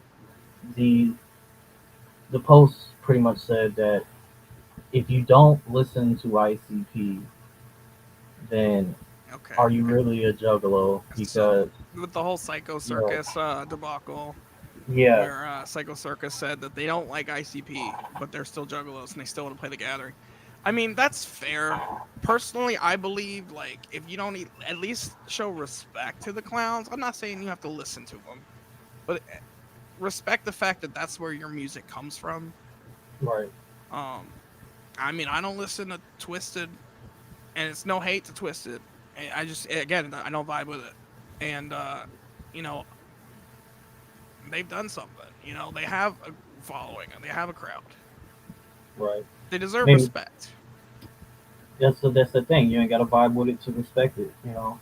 Right. So I do agree with that. They definitely deserve the respect. I also say that if you didn't get into the Juggalo world by listening to ICP or at least a psychopathic artist, Uh-huh. you know what I mean? Like it does kind of look weird. Like it does kind of come off as I like mean, weird. so Like I it's weird to me. I get Like, it, but you know, some people came in the Chapter 17 era, or came in the well, again, post psychopath. I mean, Twisted, psychopathic artists. post Twisted split.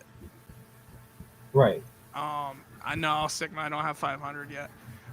It's all right because we've been growing. Um, what the fuck was I saying? Oh yeah, so you know, it doesn't matter. In my opinion, it's hard to call yourself a juggalo. Though you know, juggalo came from an ICP song. You know, it Yeah. came from our scene. So like, if you hate ICP, it's kind of weird to call yourself a juggalo. You know, That's ultimately what I was kind of getting at. Like, it's already kind of a red flag for me if you like, oh, I don't listen to anybody from Psychopathic, but I'm a juggalo. I'm like, right? I, okay. I mean, I guess I can see, like, I guess I can see, you know, how that's where it becomes like this weird fucking the gray areas of being a right. juggalo, like Cause you know, fucking some thing. people juggalo means you're a fan of the music, and some people juggalo means your whole fucking personality. And somebody told me a long time ago, don't let being a juggalo be your whole identity. And Right. it isn't. And I've taken that to heart, and I feel like a lot of people need to hear that. You can Exactly. be a I'm glad you juggalo, said that. but it's not Um, your whole identity. You are yes. the sum of many things, not just one music you like. And Right. I didn't definitely not start. where your music comes from. Hell yeah, Sigma. I didn't start rapping because of ICP. I started doing like the type of rap that I ended up doing because of ICP. Yeah. I started rapping because it was poetry at first. And then like I was listening to NWA, I was listening to fucking Mobb Deep, you know, like I was listening to Tupac, Bone Thugs and Harmony. Like that was like I came from like that part of hip hop. And then when I was introduced to ICP, you know, I was like, yeah, I want to start recording now because like I read Behind the Paint, and when I read Behind the Paint, like that changed everything. Like that was like, yeah, like seeing how they did it, seeing how they got their come up, made me want to, you know, saying I could do this, you know. So shout out to Jay and Shaggy for the inspiration to want to be an artist. Um, but you know, also shout out to hip hop. You know, I know Method Man was attacked for that at the gathering, but honestly, you know, shout out to fucking hip hop. Right. You know, that's another thing. Like juggalos, we need to stop with the shit. And I know it's not all of you. It's not all of us. It's probably me. We need to stop with the bullshit at the gathering with how we treat artists that Yeah. Jay and Shaggy have paid money to come out and I fucking or agree. I mean, you fuck know. Riff Raff, but Well, I'm not talking about Riff Raff. no, Riff but I Raff agree. was Like, I would love being to see some shitty. people that will never go to the gathering because Right. they will be fucked off stage so fucking Right. It's fast. ruining. It's definitely ruining like opportunities. It's like burning bridges. And I know ICP publicly are gonna be like, ah, we don't care. You know, like you know. But I know in fucking Violent J's heart at least, he's like, damn. You know how dope it would be to see Doja Cat I on think main I think it stage. probably hurts Jump just as much too, because he's the one who puts the Right. time and effort into fucking setting up these. What they did to not even the artists, what they did to the fucking movie tent. Graffitiing up the movie Oh tent. yeah. Like That that's was disrespectful because Jump that money came out of Psychopathic. You know, Right. they're the ones who funded that shit, and And they don't have taking, to. You're taking money from Psychopathic. You're the reason why we're not getting Joker's cards, why they're not touring. You know, even though they Right. are. You know, you're the reason why we haven't gotten, because they waste all their money at the gathering fixing shit and just barely covering their costs a lot of times, and like we don't respect, which is a fucking shame. Like we need to start respecting our scene. I've said this before too. If you're not contributing to your scene, you're letting it die. And I'm not saying you have to be putting music out, putting a podcast out, but like if even going to shows, fuck that. But like if you're not showing love to your family, you're not like ushering in the new people who need to understand our culture. If you're not teaching them our culture, you're Right. having them learn incorrectly. Each one teach one. And To it's each one. destroying, it's weakening our scene. I will say too, like, because I know that I can be a negative Nancy, and I apologize, but I just want to say something positive. I do love the groundwork and like the positive movement in the Juggalo community of us coming together to be like, yo, fuck these fentanyl dealers, stomp these motherfuckers out. You know, like there is still like you don't have. I have yet to see like a group of juggalos come out publicly and say we support fentanyl or allow fentanyl. Like, you know what I'm saying? But if you look in the fucking rest of the world, there are fucking people out there like on the streets like, well, if people are gonna do it, then let's give them some fentanyl. Like, Not me. why? Why? Like, okay, we can draw the line here at, okay, I do agree, if you're gonna be on fucking heroin and you can go up to the fucking clinic and get a, clean needle so that at least you don't fucking catch something, like I can get behind that, but giving out fucking fentanyl to people who need help, Right. you're a piece of shit. 100%. You're just as bad as the dealers. Just because you're not benefiting from it financially does not mean. So shout out to the juggalos that are actually one of the biggest anti-fentanyl fucking security forces in the world right now. Yeah. And fuck fentanyl. Fuck it. Because we're so affected by it. Like we are literally like, I mean, again, boots on the ground about this shit. It's who we are. A lot of us juggalos, we just have an addictive personality, one way or another, and so it is, like you said, it's killing us. So yeah, fuck fentanyl. Yeah. But I've realized we've been talking for a whole while, and I got a whole heap of music. So let's play some music too. Most definitely. But man, I love these conversations. It's rare that we get to like deep dive into the fucking nitty gritty of shit, because I try not to talk right too much about drama shit, because I feel like I do take an overly positive approach on a lot of shit. And as you should. I mean, that's people are your gonna call me vibe. a Juff, just because I say shit like that. They're gonna be like, "Oh, you're a Juff." Oh, okay. No, it doesn't make you a Juff. It makes you you. Like, you don't have to fucking go every week and talk about the drama and who's who and who did what and who said who and who fucked who's baby mama. Like, all that. There's enough of that. Yeah, I'd rather see our scene flourish though, and that's kind of where I'm at. Like on my podcast, you're rarely ever gonna on my podcast, you're rarely ever gonna hear me talk about juggalo shit at all. Like, honestly. Like, it's not gonna come up. My podcast is not a juggalo podcast. If you're coming to see juggalo related stuff, you're not. You're probably like, don't come with that mentality that you're gonna see juggalo news and juggalo this, juggalo that. It's not gonna happen. And as much as much as I am a juggalo, as much as it's not my identity. It's not my identity. It's just a part of me. But shout out to Crow Handbook. I don't know. Someone's baby mama. Need fuck. Someone's baby mama. Somebody's. But rant over. We got a brand new track from the homie in the chat. Cruel Hand, I know you're gonna yell at me again because I don't have anything from you.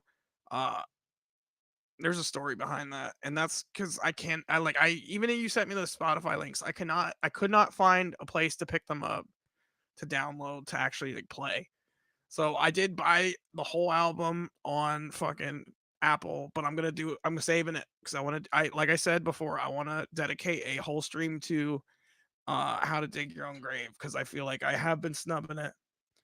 I might even do a gaming stream. I'm thinking about it. Fucker. Yeah, I know I'm a fucker. That's the thing though. Like I can't pull shit off Spotify for some fucking reason. But brand new track from the homies in the chat. RXC hashtag fuck Carrie. Fuck fentanyl and fuck Carrie. RXC dropping a track. I think they dropped it yesterday. It's called Singing With Me. Let's peep this shit out. My life sucks 99%. That's why I ain't got invented cigarettes. Reminds me of childhood memories. Everything sucked, but with salted ease. With a left hook, right hook, life got you fucked up. Spinning wheels, you ain't hit a lick, kicking dust up. Stealing all your meals, snorting drugs, that's your come up. And you're wasting all your time. Then you meet another like you that's looped in a cycle. Life's like MJ, but you never know which Michael. Might be the GOAT, or it might try to knife you. But your brother's by your side. And even through the darkness, we shine too bright. When we come to fuck your mom, bro, we take 2 flights. And then we stay for 2 nights before it's back to the grind. A number in the factory, Rippy 6, and I'm number 9, my hunger climbs. I feel alive, world of pain inside, I can't cry. But I try all the goddamn time. And I try all the goddamn time. Cause I've been kicked around and left to drown the most by me. Coasting with no hope when my dream should be. I don't know how to cope, but it seems to be that I don't even care about it when you're singing with me. I've been kicked around and left to drown the most by me. Coasting with no hope when my dream should be. I don't know how to cope, but it seems to be that I don't give a fuck about it when you're singing with me. Work to get a match, let's light the stand fire. House burns, eyes full of smoke, I inspire. Never get ahead if I don't try, I'm dead. Every time airport butt cheeks spread. Some of you had chances, I did not. I was born in a blind spot, my dad's mugshot. Fair went out the window with my luck, bimbo. Losing in a race, Super Mario, Nintendo. You can be the best, I'm average, trying to take a fucking rest. I passed my road test, you hanging on a fucking hope chest. Can't give up, all my life is a grind. If I lose my glasses, I'm legally blind. Growing up with nothing now, that ain't fun. If I get done early, I won't be done. Rain will come and planes will fly. I'm only here, damn, for the ride. I've been kicked around and left to drown the most by me. Coasting with no hope where my dream should be. I don't know how to cope, but it seems to be that I don't even care about it when you're singing with me. I've been kicked around and left to drown the most by me. Coasting with no hope where my dream should be. I don't know how to cope, but it seems to be that I don't give a fuck about it when you're singing with me. Me and Riff ain't had too many sunny days.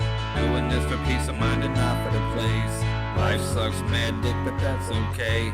I'ma just keep living anyway. Don't even care about it when you're singing with me. Give a fuck about it when you're singing with me. Don't even care about it when you're singing with me. When you're singing with me. When you're singing with me. I've been kicked around and left to drown the most by me. Coasting with no hope where my dream should be. I don't know how to cope, but it seems to be that I don't even care about it when you're singing with me. I've been kicked around and left to drown the most by me. Coasting with no hope where my dream should be. I don't know how to cope, but it seems to be that I don't give a fuck about it when you're singing with me. I don't give a fuck about it when you're singing with me. God damn it, guys. You RXC, I fucking love you guys. The funny, thing about dick fighting, you guys gotta put out a song that hits me right in the feels. Why you gotta fucking sideline me like that? You have to see a grown ass tiger cry. No man, that was so fucking fresh. Oh, definitely good. I didn't have a lighter, so I had the cough drops. But that song for sure needs the lighter. Um, I don't know why it gave me like some like I can't really pinpoint it. Like there's a specific vibe to it that it it reminds me of. reminds me of how I felt when you put out that song, The Community, where it's just like Okay. it gives you that family feeling in your shoulder blades. You know, you feel it resonate in your whole body. Just Okay. happiness and fucking, good It feels. is definitely just a good feeling type That's at least vibe. how I took it. But I mean, I'm It kind also of reminded getting me of like softy. a specific song, but I just can't Yeah, I couldn't place it, put my but fucking yeah. I can't place it at all. yeah, I agree. There was like a specific one. I can't place it for the life of me. Next song is called Asshole though. I'm a bet, bro. I love RXC because y'all be doing the wildest shit. Like, I know everybody hypes up Clockwork, and Clockwork is amazing, but RXC be doing it just as fucking good. Um, Just know I'm Absolutely. open to a collab with Rick and Carrie. So if Oh they're ever yeah. down, I'm open. If I fuck with y'all shit, hopefully y'all fuck with my shit. The whole community needs to reflect from the Bartlehouse show. I appreciate that, Sigma. We all getting along right now and vibing and debating and respecting, and that's how it should be. Cruel Right. Hand says, "I love the Bartle crowd. I absolutely love the Bartle crowd. Um, y'all motherfuckers make me keep doing this when I tell myself I'm done. Y'all the reason I keep coming back. Never gonna see like a full on heated ass debate on here. You know what I mean? Like we're not gonna bring Chuck Reeves on here. What? We do not say that name. Uh, nah. It's a I'm different sorry. vibe, and if Right. people do come in my chat acting wild like that, they just get the fucking hammer because we don't have a space for that here. You know, bad That not was a bad great hammer. segue. That was a great segue. It was totally unintentional, but hilarious at the same time. Oh yeah, I'm down with the punk. Yo, like I got a punk song. Or it's more like pop punk, but it's a pop punk song that I'm gonna be dropping actually here soon. That's gonna be on the Dysphoria record. So yeah, Hell yeah. I'm down. Bro, that song had me in the feels. Um, I wanna hop to another song real quick just because, and then we can get back to fucking talking about real shit. Okay. Um, I'm not gonna lie, I've been having kind of a rough month lately, and I've been not myself, and Midsouth, you know that. Yeah.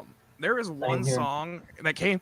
Shout out to fucking super famous Fun Time guys, Oh because yeah, yes, dude. they're wild and like super violent, but their songs are just so upbeat. And there's one I'm down. song that's been keeping me like fucking sane. I put the lyrics out on Facebook, and but I didn't like say it was a song, and people were like, "Yeah, I feel that. Are you okay?" and shit. I'm like, "Oh no, it's just lyrics. It's lyrics to a song, bro." Um, Right. And it's but always I one of appreciate them. Like, anybody that reached out. Anytime I'm real on fucking Facebook, y'all come out in fucking numbers, and I love y'all for that. dude, fucking super famous fun time guys at the float was the first time I seen their performance, and I was like standing right behind Smalls One, Yeah, and like that shit was like I saw her vibing to it and everybody else vibing to it, I and I'm think, just sitting there like mesmerized, like I'm not even like just turning up. I'm like, bro, wow, they gave me they're FOMO. dynamic.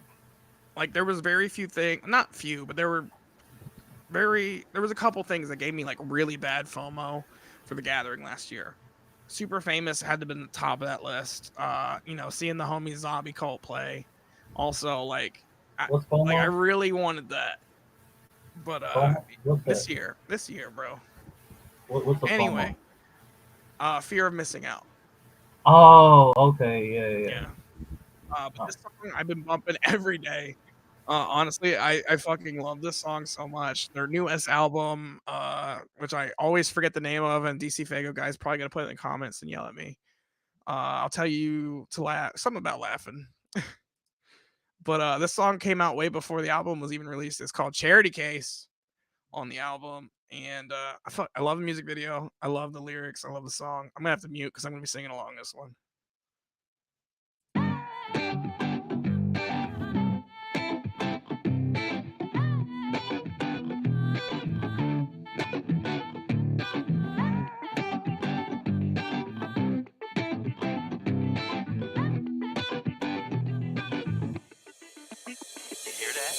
Step 1, get a therapist.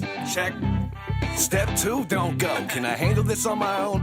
I don't know. My meds are already upped. I'm taking the whole dose. And the pros to my Prozac is maybe they'll control that evil in my mind that I so often expose. Maybe it's all sunshine, rainbows, and everything is dope. Yeah, about that. Nope. Never mind, I'm just stressed, need a fuck that. This is who I am, yo, and you can eat a nutsack. If you don't like it, there you have it, decided, go on and try it. Swallow privates and choke to death on a cum rag. Fun fact, fuck you, I'm hateful as ever. Plus I still wanna cut you, the sooner the better. Then up and gut you, and once you come to, I'ma play with whatever happens to fall out that trash bag you call a body, bitch. I just needed an audience. Hey you, listen, you ever have thoughts like this? Yeah, me neither, let's ask the head in my deep freezer. She called me delusional, I don't believe her, but let's take me to the psych ward, strap me down. Electroshock me if I'm acting wild. Ice pick in my nose, pull the mallet out, and pow. Lights out. Please don't bother me. I never pick up while you calling me.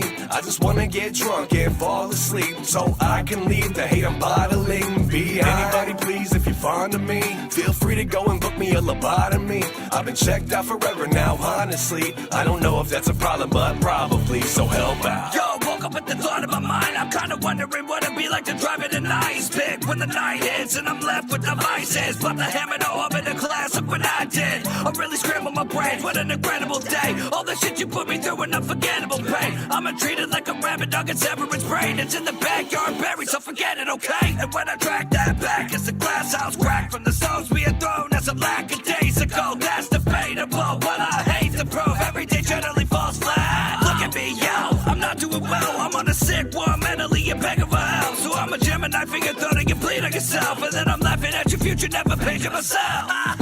Please don't bother me. I never pick up while you calling me. I just wanna get drunk and fall asleep so I can leave the hate I'm bottling behind. Anybody please, if you're fond of me, feel free to go and book me a lobotomy. I've been checked out forever now, honestly. I don't know if that's a problem, but probably, so help out. Help out. Help out, you bitch. Help out. Help out. Help out. Help out.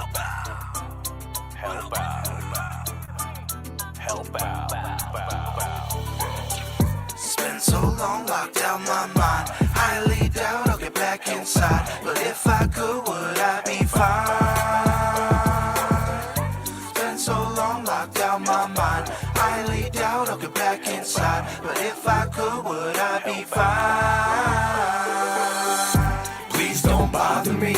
I never pick up while you calling me. I just wanna get drunk and fall asleep so I can leave the hate I'm bottling behind. Anybody please, if you're fond of me, feel free to go and book me a lobotomy. I've been checked out forever now, honestly. I don't know if that's a problem, but probably, so help out. Hell yeah. Man, I absolutely love that music video. I love that song. Long Live Evil. I fucks with you. It gave me like similar vibes to Positive. Yeah, I love so Positive and With a Little Bit of are like my two favorites. And now this one's like top the list of fucking because it vibes with me because it's my personality. It's bubbly as fuck, but then like really fucking aggressive under the surface, which y'all don't get to see that side of me. The fucking cameos in that were fucking awesome, man. Oh, man, Keegan Graham, fucking Apollo Exodus. Like, I didn't even notice Exodus in it. Man. Yeah, Apollo. You see him with the dreads. I haven't sat and like looked at who else was in it. I just I know who Keegan Graham is, and I know that was cool as shit, man. It's hard to miss Son. I've seen the pictures like Apollo posted. Okay. And shit like that on social media from the video shoot. I never watched the video though. That's the first time I've seen it. I love Super Famous. See, the weird thing is I'm not huge in Axe. Probably like similar to Hell's Pit. There's, it's very grungy sounding. Um, Right. but love I've that. been listening to Lost Lake Estates, and I absolutely fuck with Super Famous. I Grant Size was all right for Son. I'm excited to see what he does with his new album. Would it be safe to say that a lot of juggalos that, especially like OG juggalos, that didn't necessarily want to associate with the label juggalo anymore, gravitated to being hooligans? Yeah, there's a lot of like Zooligans and like uh I feel like there's a good group of people that like just fuck with like fams and like that realm of artists, which is cool, fuck, I don't care. Right. It's dope because, like, I mean, you can be more personal, like, with Right. a lot of these artists too. I mean, not saying that, Violent J, pops up at fucking Juggalo Ohio or wherever, or Juggalo Day in Dallas or wherever he did, like, Yeah. it pop up randomly on you sometimes and shit like that, and chop it up and whatnot. He's not too Hollywood for that, but like, as you see, like, some of these guys are just folks that I know on Facebook, never met them outside of that, but like, like, I keep up with them to some degree. I understand why Jay doesn't fucking go out and do Oh, he's a everything. celebrity, One, he gets hound dog. He gets hound dog so fucking hard. But on the as every second, celebrity fucking on does. the other side of the coin, fucking half the people out in the crowd probably talk sideways about him too. There's so many people that talk shit on Jay, which is kind of what we're talking about. Like, I don't know how you can sit here talk shit on he's out. eh, Juggalos are self-important sometimes. They're like, oh, the gathering got pushed, not pushed back, but like they promised at the gathering, didn't happen at the gathering. They promised this at Wicked, didn't happen at Wicked. So what? Everybody's mad because they're not getting their farewell tour yet. It's like, I don't want them to have the farewell tour. I want them to keep touring. Yeah, I know, right? The longer they wait, maybe they'll make that decision.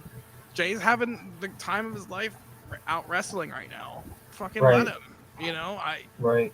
He's a grown ass man. He's earned his keep. Let him fucking go wrestle. He's having a good time. He had a rough couple years. Let him have a good fucking time. Exactly. Question: Yeah. how many of y'all have seen the new Lardy B music video, My Hatchet? I have not watched it yet. I was gonna show it on here, but Lardy's in that like echelon of artists that the stream will get pulled down if I try. Yeah. Because like her numbers and everything, like, and copyrights, 100%. But I watched the video, and I will say this: Lardy B is fucking dope lyricist, dope artist. The videography, of course, was dope. I'm afraid of her getting. This is my personal opinion. I'm afraid of her getting sucked into that only Juggalo category. Like, I don't want, like, because she can do so much more than that. She started off doing so much more than that. Yeah. The fact that she shows love to Juggalo and being a Juggalo as much as she does is fucking awesome, and respected as hell. But I would hate to see her like fall into that pigeonhole category,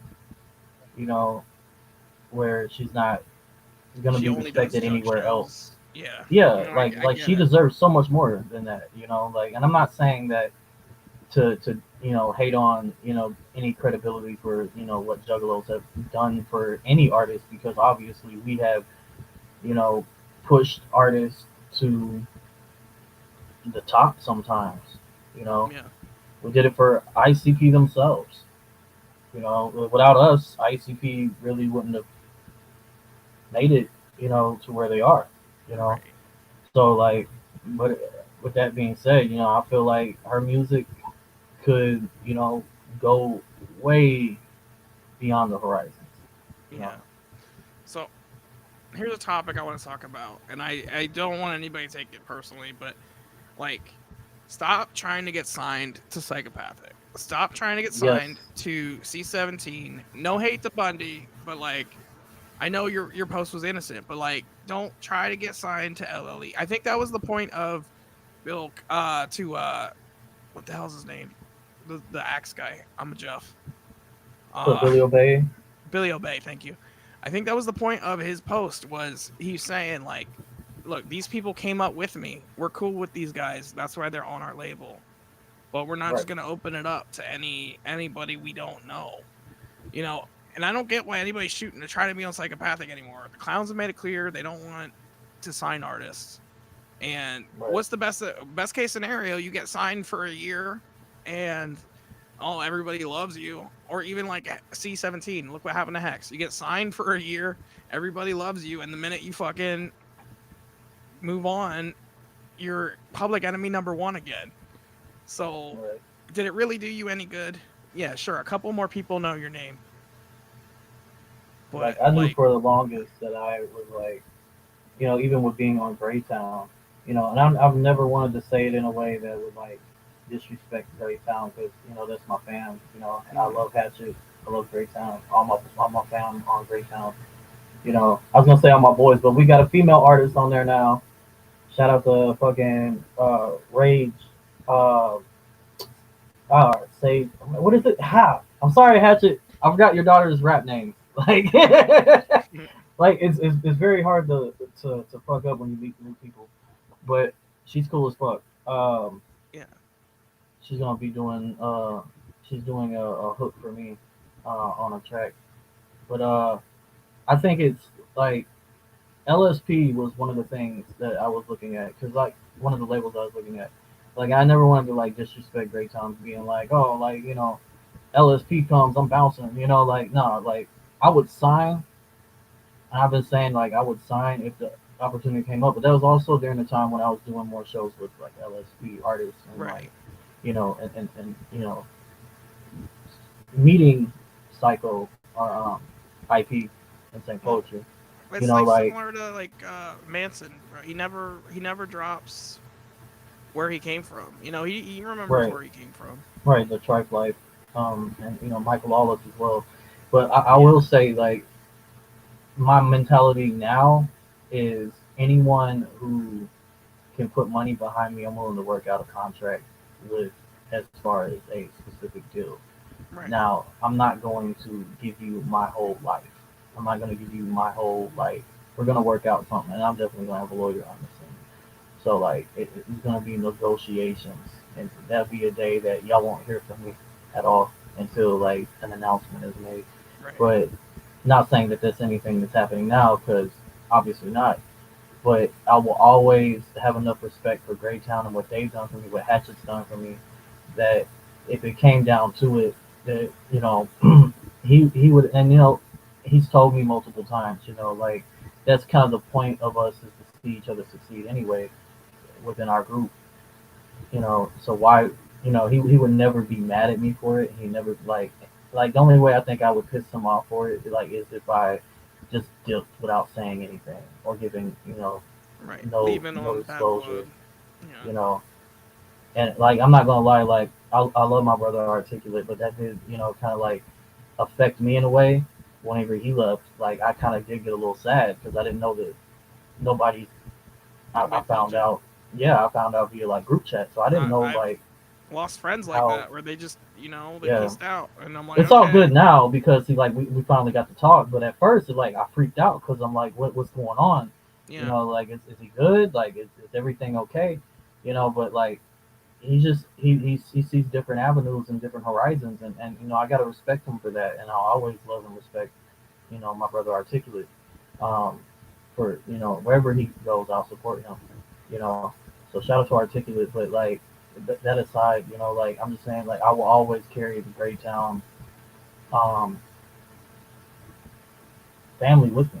Like, you know, even if, like, I don't necessarily have the opportunity to, like, get them signed to the same label, or contract deal, distribution deal, whatever comes my way, I would definitely invest in them off of whatever I can get, you know, because I want to see my people make it. You know what I'm saying? Like, no, I agree, man. So I liken it to, you know, me stepping away from Bartlehouse and the Dead Guy show. It was one of the hardest things I ever fucking had to do. You know, look my best friend in the eye and say, hey, I'm going on my, you know, I'm going out on my own. and Right. it devastated me. It was so fucking hard to do, and dude's thriving, and you know, he's thriving, and I'm happy for him. There's a reason I switched my name back to the Bartlehouse show, and that's to show love to where I came from. Because I didn't want to be on the internet, you know. It was not in my cards. I found a YouTube channel that I became a fan of, and I vibed with those guys. Slowly got dragged into like knowing them personally. Shit went down, but I met Bash and became close friends with him. Sage's Wrath. Sorry, Sage's Wrath. That is Hell yeah. his daughter, Hatchet's daughter. She's dope. Check her out. Had a dope fucking year and a half doing the podcast with the homie, and I was like, look, my wings are, you know, I'm a big fish in a little tank. I need to expand. I need to grow. Everybody needs to eventually spread their wings, like, but especially if they need to thrive. But my point is, like, don't bank on like getting signed to LLE, getting signed to LSP, GRE. Instead, try to make your own. There's so many fresh new things, like Monsta came out of all of that. Shout out to MacGruber and Ghost House Entertainment. Like, oh, yeah. You guys aren't following them. They're fucking thriving, you know. Shout out They're to signing new Androphonics. artists every day. Oh yeah, Androphonics, man. Honestly, like, MacGruber has me inspired that I don't want to just keep doing the podcast shit. I eventually want to put out like mixtapes and like just, you know, I know a bunch of artists. I talk to a bunch of artists. I'd love to like learn more about that side of shit. Oh, yeah. But on that note, we're here to fucking support the artists. Let's listen to another song. Most definitely. We be getting deep. We're balls deep in the conversation. And yes, Articulate will always be family no matter what. I do agree. Yeah. 100%. Like, I don't hope nobody takes, you know, me saying that, you know, about expressing the situation as if I'm like shitting on him. I'm not at all, because it's my brother. And like, and if you do want to say I'm shitting on him, we can fight about it. I agree, Diesel. Having too many ideas is better than none. And like I said earlier, fucking don't be afraid to fail. It's just part of the fucking game. I'm just looking here, trying to find one to play. I got a lot to choose from. Hell yeah. Awkward silences. We were talking about LSP. Let's fucking rock this one. Irate putting out a song called Idle Hands featuring Scum, Doc Gruesome, and Ant Dog of Matapelli. So this one's fallen under some people's radars, so let's fucking give it some love. Hell's up.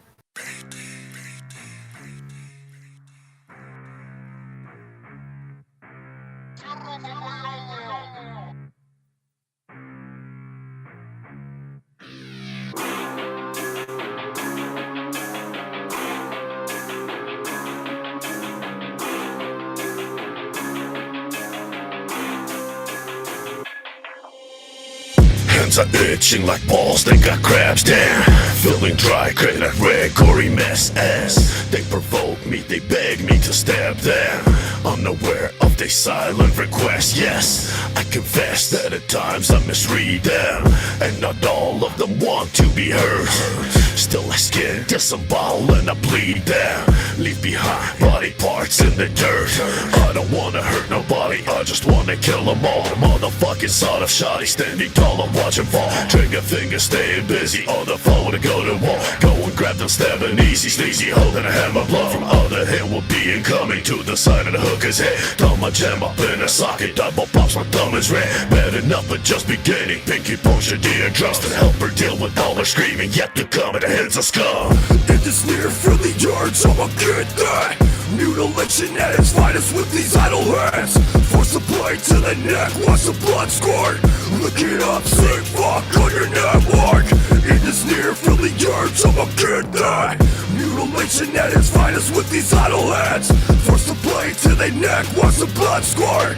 Look it up, sing fuck on your network. Idle hands, Idle hands. don't you try these Idle hands. idle hands. Idle hands. You may die by these idle hands. Oh no, I think I did it again. Got the blood all over me, I put your knife in my hand. I fucking love the feeling when I sever a head. Red spotted on the wall up in the back of my shed. I know when I'm black down my deep because there's a plan to get this out of mind. Have a victim we can attend. Always making sure there's room for every piece. I'm hacking every limb, alive, nigga deceased. Oh right, I think I lost it. Face smashed in the mirror skin, hanging on the faucet. You better run, I'm exhausted. This like seems fading, making me feed off it. I was told that would never be nothing. Made your name on the list, now you're running from something. Go ahead and hide, you're facing a murder ride. I'ma catch you, then I'll throw your ass in the oven. Ever since I was a little kid, I was always bullied, never knew what the fuck I did. I bet you thought I would just forget. Now you're just a bloody name that I'm crossing off a list. I hope you know you were never forgotten. Got your body in the yard with your very own coffin. Every other day, open and look inside, take a piss, make sure you're decomposing and rotten. I've been really fucking fed up for years, bottled up enough anger to contribute to fear. One day I lost control, beginning a massacre, bloodbath in my hands, you ready for the premiere. These hands have a mind of their own. Every time I see a vessel like I'm down to the bone. With a piece of everybody, I'm setting up for the party, making sure I will never be home alone. In this near, feel the urge, I'ma get that. Mutilation at its finest with these idle hands. Force the blade to the neck, watch the blood squirt.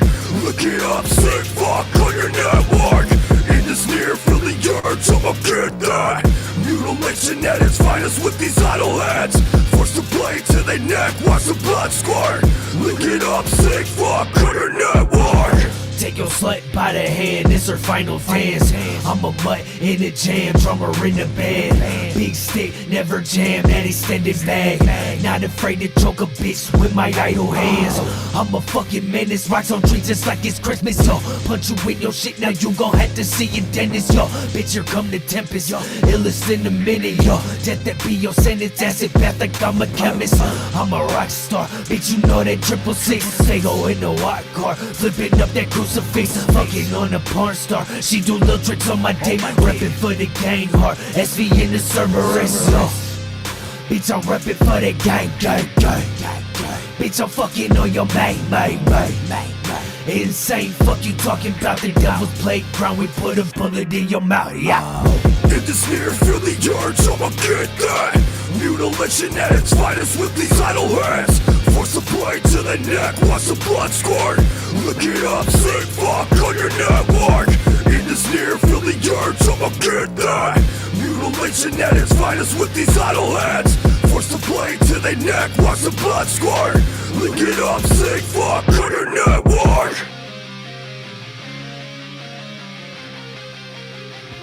Hell yeah. Fucking Flake though. That went hard, man. Irate, featuring all the greats here. Doc Gruesome, Scum, and Dog. I gotta say, like, fucking Doc Gruesome is one of the easiest artists to work with, like, for real. Like, as far as, like, timeliness, like, punctuality, with, you know, like, as far as, like, working with you, communicating with you, like, he's one of the easiest people to fucking do a collab with, for sure, because, like he's about it, and he wants to provide the exact same quality to you for your song. He don't phone it in. Like, he wants his shit to sound good on everybody's shit. Like, he wants his shit to sound good on your shit as much as it sounds good on his own. There's a handful of artists you can just see that, like, shine through. No hate to anyone I'm not gonna mention, but, like, there's a few guys, like, you know, like, when you pay on for that fucking feature, you're getting a decent. They phone it in. Like Stray. Like, Stray's a little more. I don't think he does it anymore, actually. I think he said he's done, taking paid, because he wants to focus on ones he wants to do. But Stray loves his music. He loves his craft. Gibby, man. Anytime I've seen Gibby on a fucking feature, man, he gives them Gibby. Hell yeah, and I get it, like, for the artist standpoint, sometimes, like, you'd be like, okay, like, I'm not really inspired by that. Like, they paid for a feature, but I'm not inspired by it, so I'm just going to give them a throwaway. But if you're going to give them a throwaway verse, at least deliver that throwaway verse with meaning. You know, Right. like Don't be asking full price, dude, for like don't something make it. you're gonna throw in the Yeah, trash. right. Like be like, look, you know, I'm not feeling it, but hey, I'll you know, let's make a deal. Like I'll go this percentage off because I'm not giving you my full potential on this as far as the writing aspect of it goes. This is gonna be an old verse, so I'm gonna cut that out. Um, you know, cut the price down on it. I think that would be The hardest thing for me a is like I gentleman's know way to do it. the hardest thing for me is I talk to like a bunch of you guys in Messenger and like all the time. Just if you're down to fucking hit me up, we usually have a short conversation or so. And there's a few people and it's like I want to play matchmaker, but I don't know. I don't have money to be throwing around, and I don't like have pull like that. But like I just You be could always just matchmaking fucking songs in my head, like, oh, I would love to see this right. I do person, that this shit too. person. I do that same shit. But I mean, All you the can fucking always time. just suggest it. Like the worst that you get is like, "Ah, homie, I charge." You know what I mean? So that's But like one of my future plans, like something I'm putting it on record right now. And this is motivated by MacGruber. We were talking about MacGruber doing Ghost of the Underground. I would love to do a Beef Tiger like mix album. I eventually have the money to throw behind that, but like I want to like match up people that aren't expecting to match up, that would be dope. and like have everyone be like a mismatched fucking track. Bartlehouse would be the DJ Khaled of the Juggalo scene. Right. It would be like the it'd be a Beef Tiger something party pack mix or something stupid like that. But like it'll be taco related. It's just a Taco fucking related? pipe dreams, laying around thinking about shit. Oh my god, like a taco themed mixtape. I want it like now. Well, not just all about tacos, but that Although shout out to Old Man West and I wish I had the song loaded. Old Man West and Matty Ice did a song about tacos and that I fuck with super hard. I want tacos now. Hell yeah, man! Shout out to Taco Bell for actually bringing affordable fucking food back. No, fuck Taco Bell. Them assholes. They fucking. I don't get into it. Well, that's because you're, where they have real talk. That's like, when people talk to me about. I love Taco Bell's food. That's just like they fuck me off. It's like when people talk to me about like Pizza Hut or like fucking Domino's. I'm like, yeah, it's edible pizza. It's good pizza, but where I live, you go to a fucking mom and pop shop. They're on every corner, and you get like a decent slice. Well, they took money off of a gift card that I had, and like told me that it was insufficient funds on the gift card, but she fucked up. Okay. So I tried to go through corporate, that whole situation, and then they stopped texting me back. So like, Taco Bell fucking like straight up catfish me, fucking assholes. Yeah, if the company's gonna catfish me. And they ghosted me. I got ghosted by fucking Taco Bell. Man, that needs to be a song. That needs to be a song. I got ghosted by Taco Bell. Also real shit. It's like, a love song, heartbreak song about Taco Y'all can fucking choke on a fucking chalupa and a Baja Blast, bitch. Hell yeah. I had like 40-something tracks prepped tonight. Obviously, we're not going to play all of them, but I think we're going to play only like a couple more because it is getting late. This is why I started doing other streams. I started doing the gaming stream, Gummies and Chill. If you like to see me, this is what I'm doing when I'm not working on this is what I'm doing when I'm not working on the channel. I'm eating fucking, I don't know if I can show my camera here, but I'm going to. I'm eating gummies and playing video games. And I was like, well, if I'm going to be doing this anyway, why not share it with you guys and share the music that I don't get a chance to play? Because I feel like my show slowly became more about talking and less about the music. And I want to give you guys the time with the music. And old Midsouth comes along and fucks up the program again. Bro, no. So it's been a long time, and no hate to anyone again, but it's been a long time since I got like, nitty gritty, got to fucking chat about real shit. Like, it's usually I'm talking to artists about what's going on with them, which is super fresh, but like I don't get to add too much to that. Right. It's not like when we first started and we were just bullshitting with people. It's good to get shit off your chest, man. Sometimes even in the public fucking setting or format. Like it's therapeutic. Right.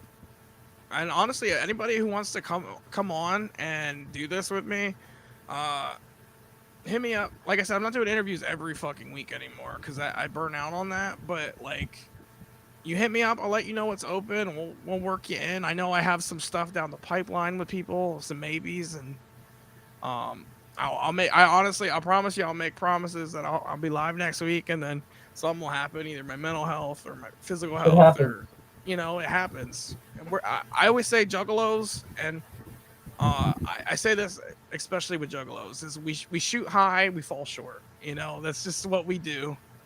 We don't have to. We don't have. I always shoot. I will always shoot high, fall short, just like the clowns. They'll promise. They make promises they can't keep. My point is, if you like what you're watching, fucking, I know most of you watching, you already have the like button. You already have the subscribe button. You have the like button. What would really help me out is if you share it to some homies you think would really fuck with it too. Right. Let's get this channel growing a little bit more, or not. Fuck, I don't care. I mean, I do, but I don't. It's just fun for me, so that's why we do it. I went on a whole rant there, and I don't even remember what I was saying. You were about to play a song. Yeah, I'm gonna play a song and see what. Also, I want to start getting co-hosts, help pick out the music too. So if anybody's interested in coming on, guest co-hosting, and want to just shoot the shit, listen to some music, even maybe show me some of your favorites, and let me know what you're listening to, because I am learning. This whole show is about me learning about new artists, just as much as you guys. So don't stop giving me recommendations, pointing people in my direction. Like I said, we're about to do a video about Mission Infects. I know a little bit of Mad Max. I know who Loki is. I've listened to some Gruesome, but I don't know a whole lot.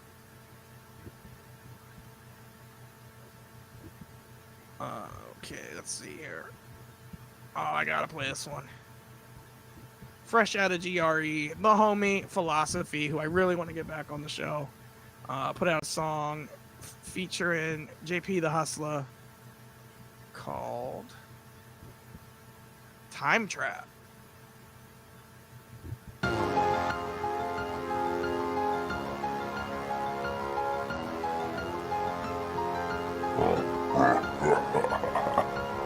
Cold is the time trap where your mind's at. Pull the blinds back, cause the blind facts can rewind tracks. Back to the future, dot pack for the brutal drop. Stance to the music, stops in trance by the speaker box. A simple tick in the talk, and the clock can be stopped while we rock. And if not, you better stop, cause I'm heating up. I tweet the beat to beat it up, while I speak to feed the feature plug. A creature that could easily eat you up. I've come to teach you that these breaches are leaving legions of reasons to imprison the meaning of being heathen. They're hating where I am succeeding, and their hairline is receding while I'm speeding and exceeding every plot of reason. Is out released by every demon. You can hear them screaming to the meaning of the feeling with the words of bleeding. Of the tree of wisdom, it is leaking to the season for the feeling of 100 trees, and I've dug the blood, now it's time to freeze them. Synth wave, time trap, sound wave, mind gap. In between the here and now, following a blank map. Tremolo the hell below, wavering, enabling. Caution to the wind while I'm looking for my even flow. Synth wave, time trap, sound wave, mind gap. In between the here and now, following a blank map. Tremolo the hell below, wavering, enabling. Caution to the wind while I'm looking for my even flow. I talk the realm that overwhelms the immature with a massive surge, a massive combating words, a saboteur, a kind of swords, cause they ignored the knowledge from senators, a forest of metaphors.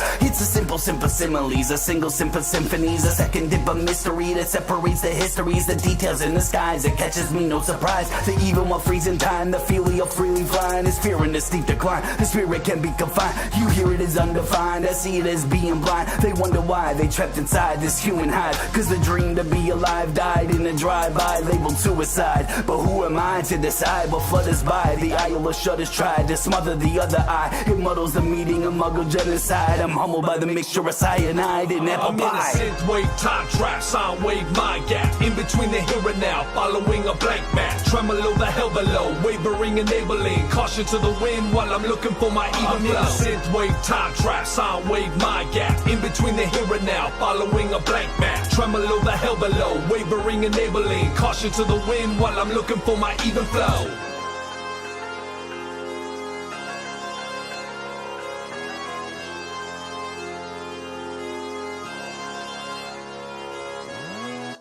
Hell yeah. That was Philosophy with Time Trap featuring JP the Hustler. I'm gonna be real. I feel like GRE does not get enough appreciation. Everybody gives LSP all the love which they deserve, but I feel like GRE needs to be talked about just a little bit more because they be absolutely fucking killing it all the time. Which is ironic too because isn't GRE like co-founded by Psycho or Instant Pro? From my understanding, yeah. From my understanding, what Hustler was, a big part of LSP. I would love to get those guys on too and like get their history. I want to do more with like the history of like some of these artists because I don't fucking know shit. What would be dope is to have like LSP like the head of LSP like Scum and IP, and then have JP the Hustler and whoever else is like another leading part of the GRE camp, and have them on like as like a round table discussion about the history of LSP and GRE, like with you on the show. That'd be dope. Oh, bro, my ambition's always up there, and the problem is pulling the trigger sometimes, Right. Or getting everybody fucking like I've been trying to get Tierra and Gibby on this show for fucking forever, but they're just so busy. And same with Max. Like me and Max talked for a hot minute one night, but there's so many other people hitting me up to get on, and they have such small schedules. It doesn't always work out.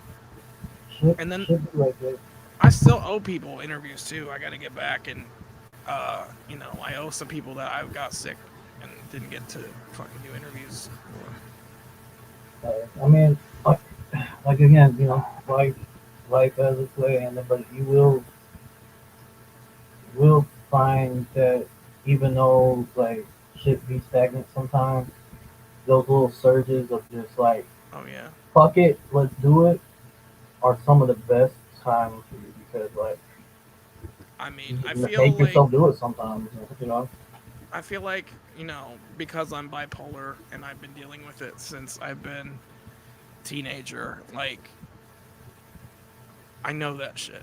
I know that no matter how crazy it gets, there's always another one around the corner.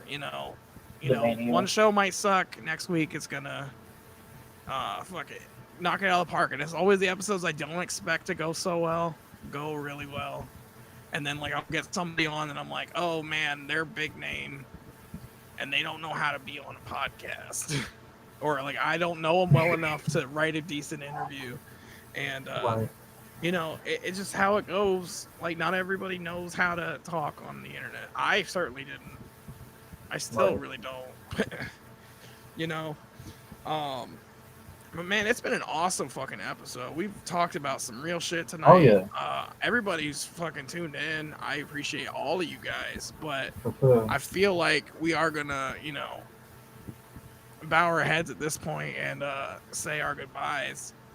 First off, Midsouth, I am honored that you wanted to fucking hop on. Dude hit me up, and a couple hours ago and be like, can I hop on tonight? And I'm like, absolutely.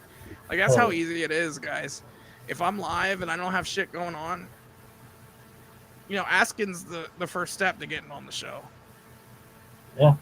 That's how I met. And I'll be real with you guys when I can't do it. Like, I probably will not be live next week for the Bartlehouse. I might try to do some gaming streams, but I have jury duty next week, so I am 3 days out of my week are going to be dedicated to that. So I'm probably not going to be live next week. Well, whenever you are live again, just shoot me a reminder so I can tune in. If I'm not working, but my schedule, we close at like 7 o'clock where I work, so Gross. You know, it's all good. Like I'm like because when I worked at Walmart, like it was really hard to catch you live Yeah. because like we closed at like 11 p.m. I could catch you now, like. Much love to everybody who watches after the fact too, because I know a lot of y'all motherfuckers don't always make the lives, but I see those numbers on the views, and I would love comments though. Like, let me know you're watching. I love to hear from all you guys. The ones that have been most interesting to me is the history, you know, the rise and fall of the Bartlehouse episodes, you and Bash, because like like there's a lot of history. Those were really fun to do. Now, I will say also, like, they were hard to do because we did talk about some things about people that, you know, we've made it a point not to talk about. Right. And even to this day, like, we're not trying to further any beefs. It felt like you're breaking some of those codes.